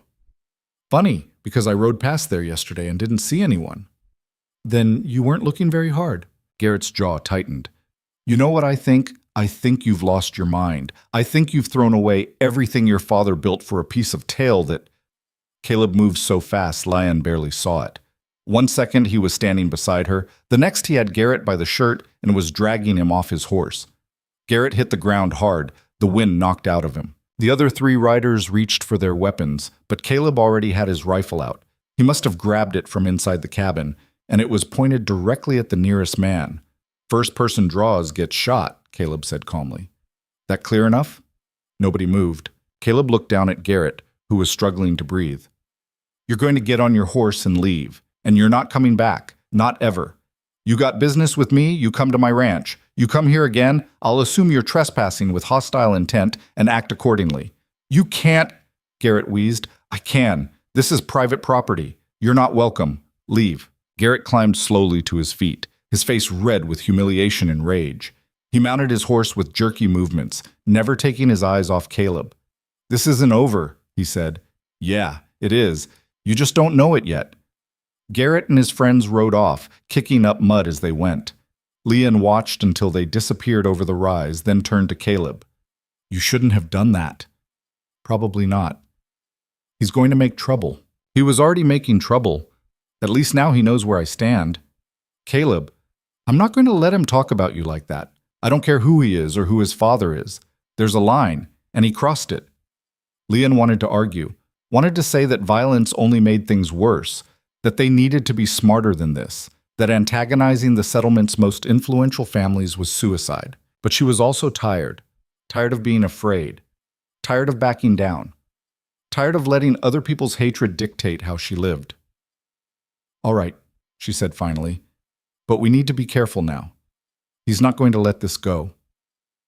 I know. That night, Caleb didn't go to sleep. He sat at the table cleaning his rifle, checking the ammunition, making sure everything was in order. Leon watched him from the bed, the children asleep around her. You think he'll come back? She asked quietly. Maybe. Probably not tonight, but soon. What are we going to do? Same thing we've been doing. Live our lives, protect our family, not back down. That's not a plan. It's the only plan we've got. He was right, and that scared her more than Garrett's threats, because they were outnumbered and isolated and completely dependent on Caleb's willingness to fight, and fighting could only end one way. 3 days passed, then 4. Nothing happened. Leon started to relax, started to think maybe Garrett had decided the confrontation wasn't worth pursuing. Maybe his father had talked sense into him. Maybe he'd found some other target for his anger. She should have known better. On the 5th day, Caleb rode over to his ranch to check on things. He'd been putting it off, but the guilt was eating at him. That land had been his father's legacy, and letting it deteriorate felt like betrayal. He left early, promising to be back by nightfall. Leon spent the morning doing laundry and helping the children with their lessons. May was teaching the twins their letters while June practiced his numbers. It was peaceful, normal, the kind of day that made her think maybe they could build something lasting here. Then, around midday, she saw the smoke. It was rising from the direction of Caleb's ranch, a thick black column that stained the sky. Leon's blood went cold. May, she said, trying to keep her voice steady, take your brothers and sisters inside. Lock the door. Don't open it for anyone but me or Caleb. Understand? May's eyes went wide, but she nodded and started gathering the children. Leon ran to the barn, saddled Sam with shaking hands, and rode toward the smoke as fast as the horse could carry her. The ride took 20 minutes that felt like hours. The smoke got thicker as she approached, and by the time she crested the final hill, she could see flames. Caleb's barn was burning. The main house looked intact, but the barn, where he kept his tools, his winter hay, his entire livelihood, was fully engulfed. Orange flames reached toward the sky, sending up sparks that threatened to spread to the other buildings. Caleb was there, along with another man Leon didn't recognize, probably the hand he'd supposedly hired. They were trying to move the cattle away from the fire, but it was chaos. The animals were panicked, scattering in every direction. Leon rode down to help, sliding off Sam and immediately grabbing a bucket. There was a well nearby, and she started hauling water, even though she knew it was useless. The barn was already lost. They were just trying to keep the fire from spreading. Caleb saw her, and his face went hard with something that might have been anger or fear or both. What are you doing here? He shouted over the roar of the flames. Helping! You should be with the kids. May's with them. They're safe. There wasn't time to argue. They worked side by side, throwing water on the edges of the fire, creating barriers to stop its spread. The heat was intense, making the air shimmer and hard to breathe. Leon's eyes streamed tears from the smoke. It took 3 hours to get the fire under control. By then, the barn was nothing but charred timbers and ash. The house had survived, barely. Some of the fencing was gone. The cattle were scattered across 3 miles of open range. Caleb stood looking at the destruction, his face black with soot and completely empty of expression. This was Garrett, Leon said. It wasn't a question. Probably. Can't prove it. We should go to the sheriff. And say what? That I suspect someone set a fire but have no evidence? That won't do anything except make us look weak. The other man, whose name turned out to be Peter, a drifter Caleb had hired a week ago, cleared his throat. For what it's worth, I saw riders this morning. 3 of them. Didn't get close enough to identify them, but they were watching the place. Which direction did they come from? Caleb asked. East. From the settlement. Caleb nodded slowly, something dangerous settling into his eyes. All right, thank you, Peter. Take the rest of the day. I'll pay you for the full week. Peter looked like he wanted to argue, but thought better of it. He collected his things and left, glancing back once at the smoking ruins. When they were alone, Leon touched Caleb's arm. What are you thinking? I'm thinking I'm done being patient. Caleb, they burned my barn, Leon. Destroyed a season's worth of hay and tools. Could have killed the livestock. Could have spread to the house and killed Peter. This isn't harassment anymore. It's attempted murder. So what are you going to do? He looked at her, and she saw something in his face she hadn't seen before. Something cold and determined that made her realize she didn't know him as well as she thought. I'm going to make sure it doesn't happen again, he said. They rode back to the cabin in silence, arriving just before dark. The children ran out to meet them, relieved and frightened by their long absence. Caleb dismounted and hugged each of them briefly, still awkward with affection but trying, then went inside. Leon followed, leaving the children outside to play. Caleb was at the table, writing something. She moved closer and saw it was a letter. What's that? Letter to my cousin in Denver. He's a lawyer. I'm asking him about our legal options. Legal options for what? For pressing charges, for getting protection, for making sure that what happened today doesn't happen here. He finished writing, sealed the envelope, and set it aside. Then he looked at her with exhausted eyes. I'm sorry, he said. For what? For bringing this trouble to your door. If I hadn't married you, if I just helped and then walked away, Garrett wouldn't have a target. You'd be safe. Leon sat down across from him. Stop. We made this choice together, and I'm not sorry. Even with all of this, I'm not sorry. You should be. Maybe, but I'm not. She reached across and took his hand. We're in this together. That's what marriage means, for better or worse. And right now it's worse, but we'll figure it out. How? I don't know yet, but we will. It sounded naive even to her own ears. But what else could they do? Give up? Run? Let Garrett win? No. They'd survived too much to quit now. The next morning, Caleb rode into the settlement alone. Leon had wanted to go with him, but he'd refused. This is my fight, he'd said, and I need you here protecting the children. He'd taken his rifle and his letter and ridden away before she could argue further. Leon spent the day in a state of nervous energy, unable to focus on anything. She started tasks and abandoned them halfway through. The children picked up on her anxiety and became fractious, fighting with each other over nothing. By the time Caleb returned late that afternoon, Leon was ready to climb the walls. He looked tired but not defeated. That was something. What happened? She asked as he dismounted. Went to the sheriff first, filed a report about the fire.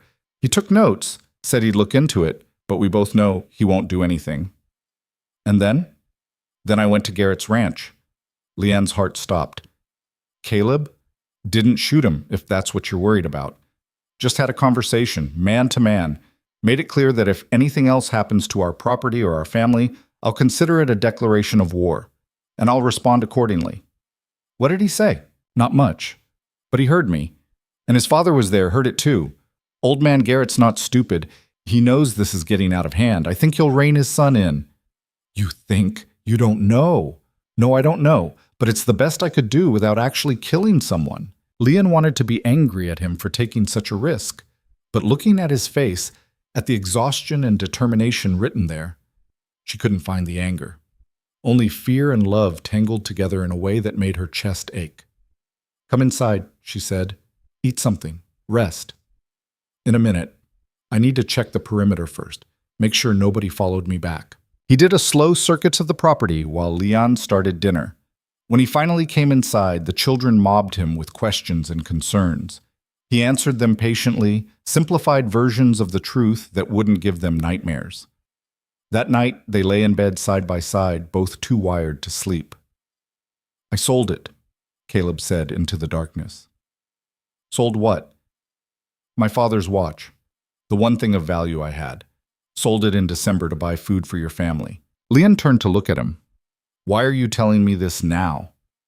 "Because I want you to understand. I gave up the last piece of my father for you and your children. Not because I expected anything in return. Not because I thought it would buy your affection, but because watching you suffer was unbearable, and I had the power to stop it." His voice was rough with emotion. "That watch was worth more than money," he continued. "It was memory, legacy. The only thing I had that proved I came from somewhere, that I wasn't just some drifter living alone on the frontier, and I sold it without hesitation because you mattered more." Leon felt tears sliding down her face. "Why didn't you tell me?" "Because it wasn't about gratitude. It was about doing what was right. And if I'd told you, you would have tried to pay me back or felt like you owed me something, and I didn't want that. I just wanted you to survive." She rolled toward him, pressing her face against his shoulder. "I love you." The words came out before she could stop them, raw and honest and terrifying.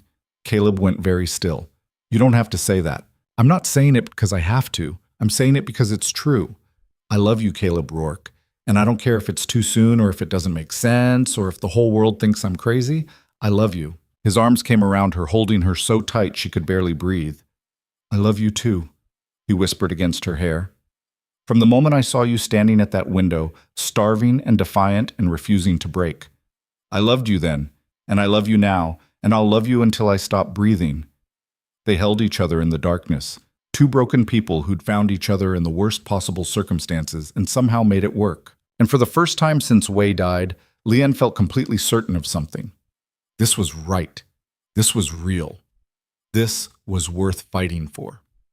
2 weeks passed without incident, then a month. Spring arrived in earnest, bringing green grass and wildflowers, and the kind of weather that made hard work almost pleasant. Caleb rebuilt his barn using lumber he'd stockpiled and labor he traded for with neighboring ranchers who weren't part of Garrett's circle. It wasn't as big as the original, but it was functional. The cattle were rounded up, the ranch started producing again, and slowly, carefully, they built a routine that spanned both properties. Caleb would spend 3 days at his ranch, 3 days at the cabin, and 1 day traveling between them. It wasn't perfect.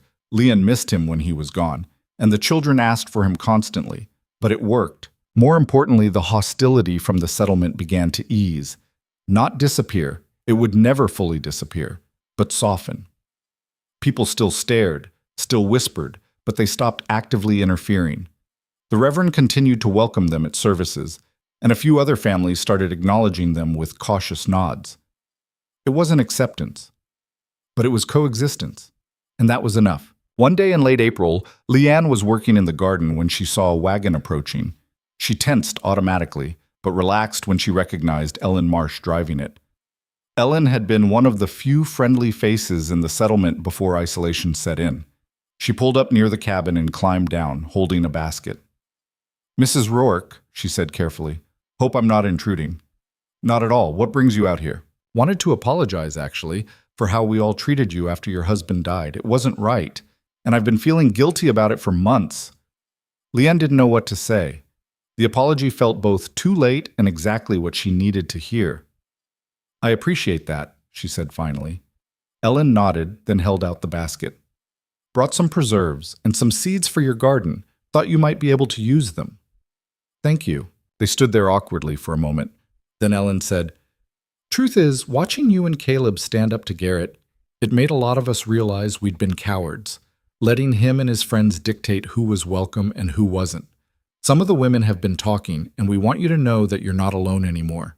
If you need anything at all, you can come to us." Leon's throat went tight. "I don't know what to say." "Don't have to say anything. Just know it's true." Ellen left shortly after, but her words stayed with Leon all day. She told Caleb about it that evening, and he smiled in that small way he had. "Told you people would come around," he said. "You did not. You said we'd have to fight them tooth and nail." "Did I?" Must have been feeling pessimistic that day. She hit him with a dish towel, and he laughed, catching her around the waist and pulling her close. The children groaned in exaggerated disgust, but they were smiling too. This was what normal looked like, Leon thought. Not perfect, not without struggle, but real and solid and built on choice rather than desperation. Summer brought its own challenges. The drought that had killed Way's crops threatened to return, but Caleb knew irrigation techniques from his years of ranching. He showed Leanne how to channel water from the creek, how to mulch the soil to retain moisture, how to plant in ways that protected the seedlings from the brutal sun. The garden flourished. The wheat came in strong. The chickens laid eggs faster than they could eat them, so Leon started selling the surplus in town. The money wasn't much, but it was theirs, earned, independent. June turned 7 and started helping with the heavy work, determined to prove he was growing up. The twins became inseparable from the barn cats, dragging them around like dolls. May grew quieter and more thoughtful, often found reading under the tree Caleb had planted near the cabin. And Leon learned what it felt like to be happy. Not constantly. There were still hard days, still moments when grief hit her like a wave, but more often than not, she woke up grateful for the life they'd built. In late July, Caleb came back from town with unexpected news. "Garrett's leaving," he said. Leanne looked up from the bread she was kneading. "What?" "His father's sending him to work on a ranch in Montana. Apparently the old man decided his son needed to learn responsibility somewhere far away from his friends and his bad habits." "For how long?" "Indefinitely. Might be gone for years." Leon set down the dough, processing this. "Does this mean it's over?" "Maybe. Probably. At least for now." She should have felt relief, triumph even. But all she felt was tired. Tired of conflict. Tired of having to fight for the simple right to exist. "Good," she said finally. "Let him go. Let him learn something. Let him become someone different." Caleb crossed to where she stood and wrapped his arms around her from behind, resting his chin on her shoulder. "You're too kind for your own good." "I'm not kind. I'm just tired of hating people. It takes too much energy." He laughed softly. "Fair enough." They stood there for a while, watching through the window as the children played in the yard. June was teaching the twins some game with sticks. May was reading aloud to anyone who would listen. "We did it," Leon said quietly. "We actually did it." "Did what?" "Survived. Built something. Made it work when everyone said it was impossible." "We did. Together." "Together," she agreed. That winter was easier than the last. They had plenty of food stored, plenty of firewood, and most importantly, plenty of each other. Caleb's ranch was fully functional again, producing enough income to support both properties. Leanne's garden had been successful enough that she'd preserved vegetables for months. The children were healthy and growing like weeds. On Christmas morning, exactly 1 year after Caleb had first appeared through the blizzard, Leanne woke up to find him watching her. "What?" she asked sleepily. "Just thinking." "About what?" "About how different this is from last year, how close we all came to not making it." Leanne thought about that Christmas. The hunger, the cold, the desperation. The moment she'd looked at her children and realized she had nothing left to give them. And then Caleb had appeared, a stranger with no agenda except basic human decency. And everything had changed. "We made it," she said. "Against all odds, we made it. We did." He paused. "I'm going to ask you something, and you can say no." "All right." "I want to adopt the children, legally make them mine. So if anything ever happens to you, there's no question about who takes care of them, so they have the protection of my name and my legacy." Leon felt her eyes fill with tears. "Caleb, you don't have to answer now. Think about it. Talk to the kids. But I want you to know that I think of them as mine already. Have for months, and I want it to be official." She didn't need to think about it. "Yes." "Yes?" "Yes. They're already yours in every way that matters. Making it legal is just acknowledging what's already true." His smile was brilliant and rare and beautiful. "All right then." They told the children that morning over breakfast. June whooped with excitement. The twins didn't fully understand but seemed pleased. And May looked at Caleb with tears in her eyes and said, "Can I call you Papa?" Caleb's voice was rough when he answered, "I'd like that very much." The legal adoption took 3 months to finalize, but when it was done, they were officially a family. Not blended, not assembled from broken pieces, just a family. Spring came again, bringing with it the promise of renewal. The winter wheat they'd planted was coming up strong. The garden was already planned and partially seeded. The livestock were healthy. And Leanne was pregnant. She'd suspected for a few weeks but hadn't been sure until the doctor in the settlement confirmed it. She was terrified and thrilled in equal measure, her emotions swinging wildly between joy and panic.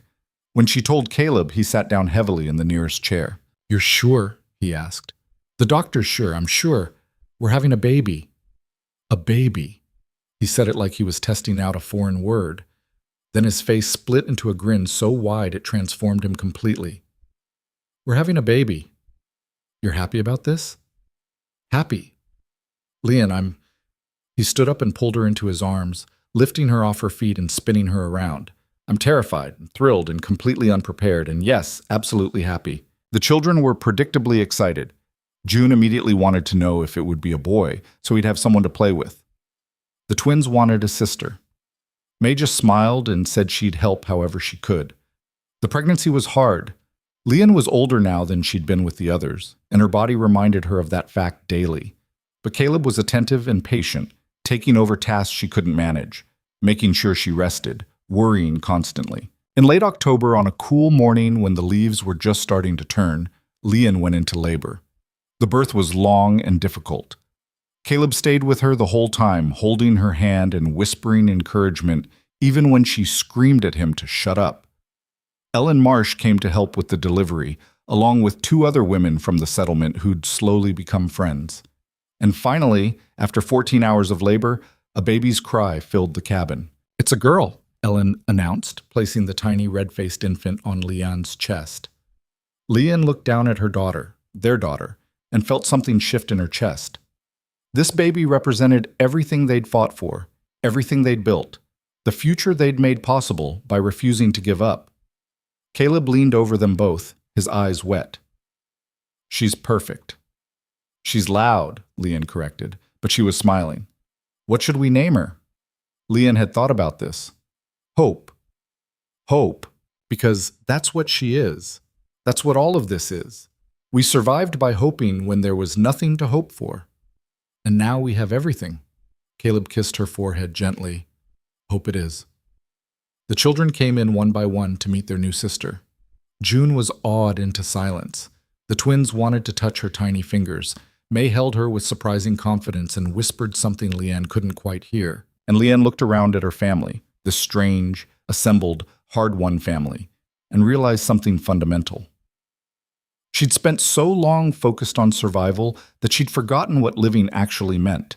She'd been so afraid of losing things that she'd stopped trying to gain them. She'd let grief and fear wall her off from the world. But Caleb had shown her something different. He'd shown her that survival wasn't the opposite of living. It was the foundation of it. That you could endure terrible things and still build something beautiful. That choosing hope over despair wasn't naive. It was the bravest thing a person could do. They hadn't just survived the wilderness, they'd redefined it. Turned a place of isolation and hardship into a home. Turned rejection into chosen family. Turned loss into new beginnings.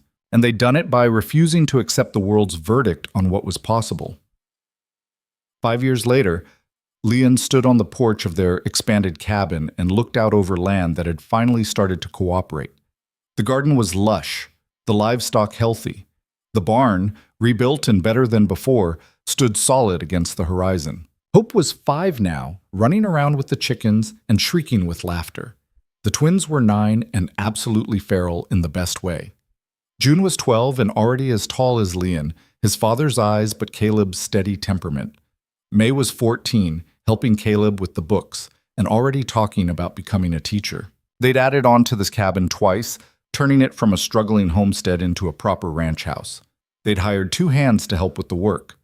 They'd become respected members of the community, not just tolerated, but valued. Ellen Marsh had become one of Leanne's closest friends. The Reverend visited regularly. Even some of the families who'd been most hostile had come around, their children playing with Leanne's without any concern for where they'd come from. Garrett had never returned from Montana. Last they'd heard, he'd married a rancher's daughter and was building his own life far from the settlement's judgment. Caleb came up behind her, sliding his arms around her waist. "What are you thinking about?" "Everything. Nothing. How different this is from what I expected." "Better or worse?" "Better. Definitely better. She leaned back against him. Do you ever regret it? Giving up your solitude, taking on all of this chaos? Every single day, he said, deadpan. Then he laughed when she elbowed him. No, never. Not once. Even when Jean broke your favorite axe? Even then. Even when the twins released all the chickens and we had to spend 3 hours catching them? Especially then. That was hilarious. Leon laughed, and the sound felt natural now, easy, like something she'd been born knowing how to do. I love you, she said. I love you too. They stood there watching their children play, watching the sun set over land they'd fought for and won. And Leon thought about the story they'd tell someday. It wouldn't be a story about rescue, about a man saving a woman from certain death. It would be a story about choice, about two people who'd been rejected by the world deciding they didn't need the world's approval, about building something new when everything old had burned down. It would be a story about survival, yes, but more than that, it would be a story about what came after survival, about the courage it took to trust again, to love again, to hope again when hope had failed you before, because that was the real lesson Leon had learned. Survival wasn't enough. You had to decide what you were surviving for. You had to choose to live instead of just existing. You had to believe that tomorrow could be better than today, even when all the evidence suggested otherwise. And sometimes, if you were very lucky and very brave, you found someone who was willing to believe it with you. Someone who showed up in a blizzard with supplies and stayed long enough to become home. Someone who taught you that the wilderness wasn't just a place, it was a test. And passing that test didn't mean conquering it. It meant learning to live within it, to find beauty in harsh landscapes, to build families from strangers, to make home wherever you decided to plant your roots. Caleb squeezed her gently. Dinner's almost ready. Should we call them in? In a minute. Let them play a little longer. So they stood there together, watching their children run and laugh and grow, and Lan felt something she'd once thought impossible. She felt content. Not because everything was perfect. It wasn't. There were still hard days, still conflicts, still moments when the past rose up and reminded her of everything she'd lost. But there was also this: warmth and laughter and family, land that produced, work that mattered, love that had been chosen deliberately instead of fallen into blindly. And maybe that was what happy endings really looked like. Not perfection, not the absence of struggle, just the presence of something worth struggling for. All right, she said finally, let's call them in. They walked toward the house together, hand in hand, their voices mingling with their children's as they called everyone to dinner. And behind them, the sun set over the wilderness they'd transformed from enemy to ally, painting the sky in colors that promised tomorrow would come. And they would be ready for it, together,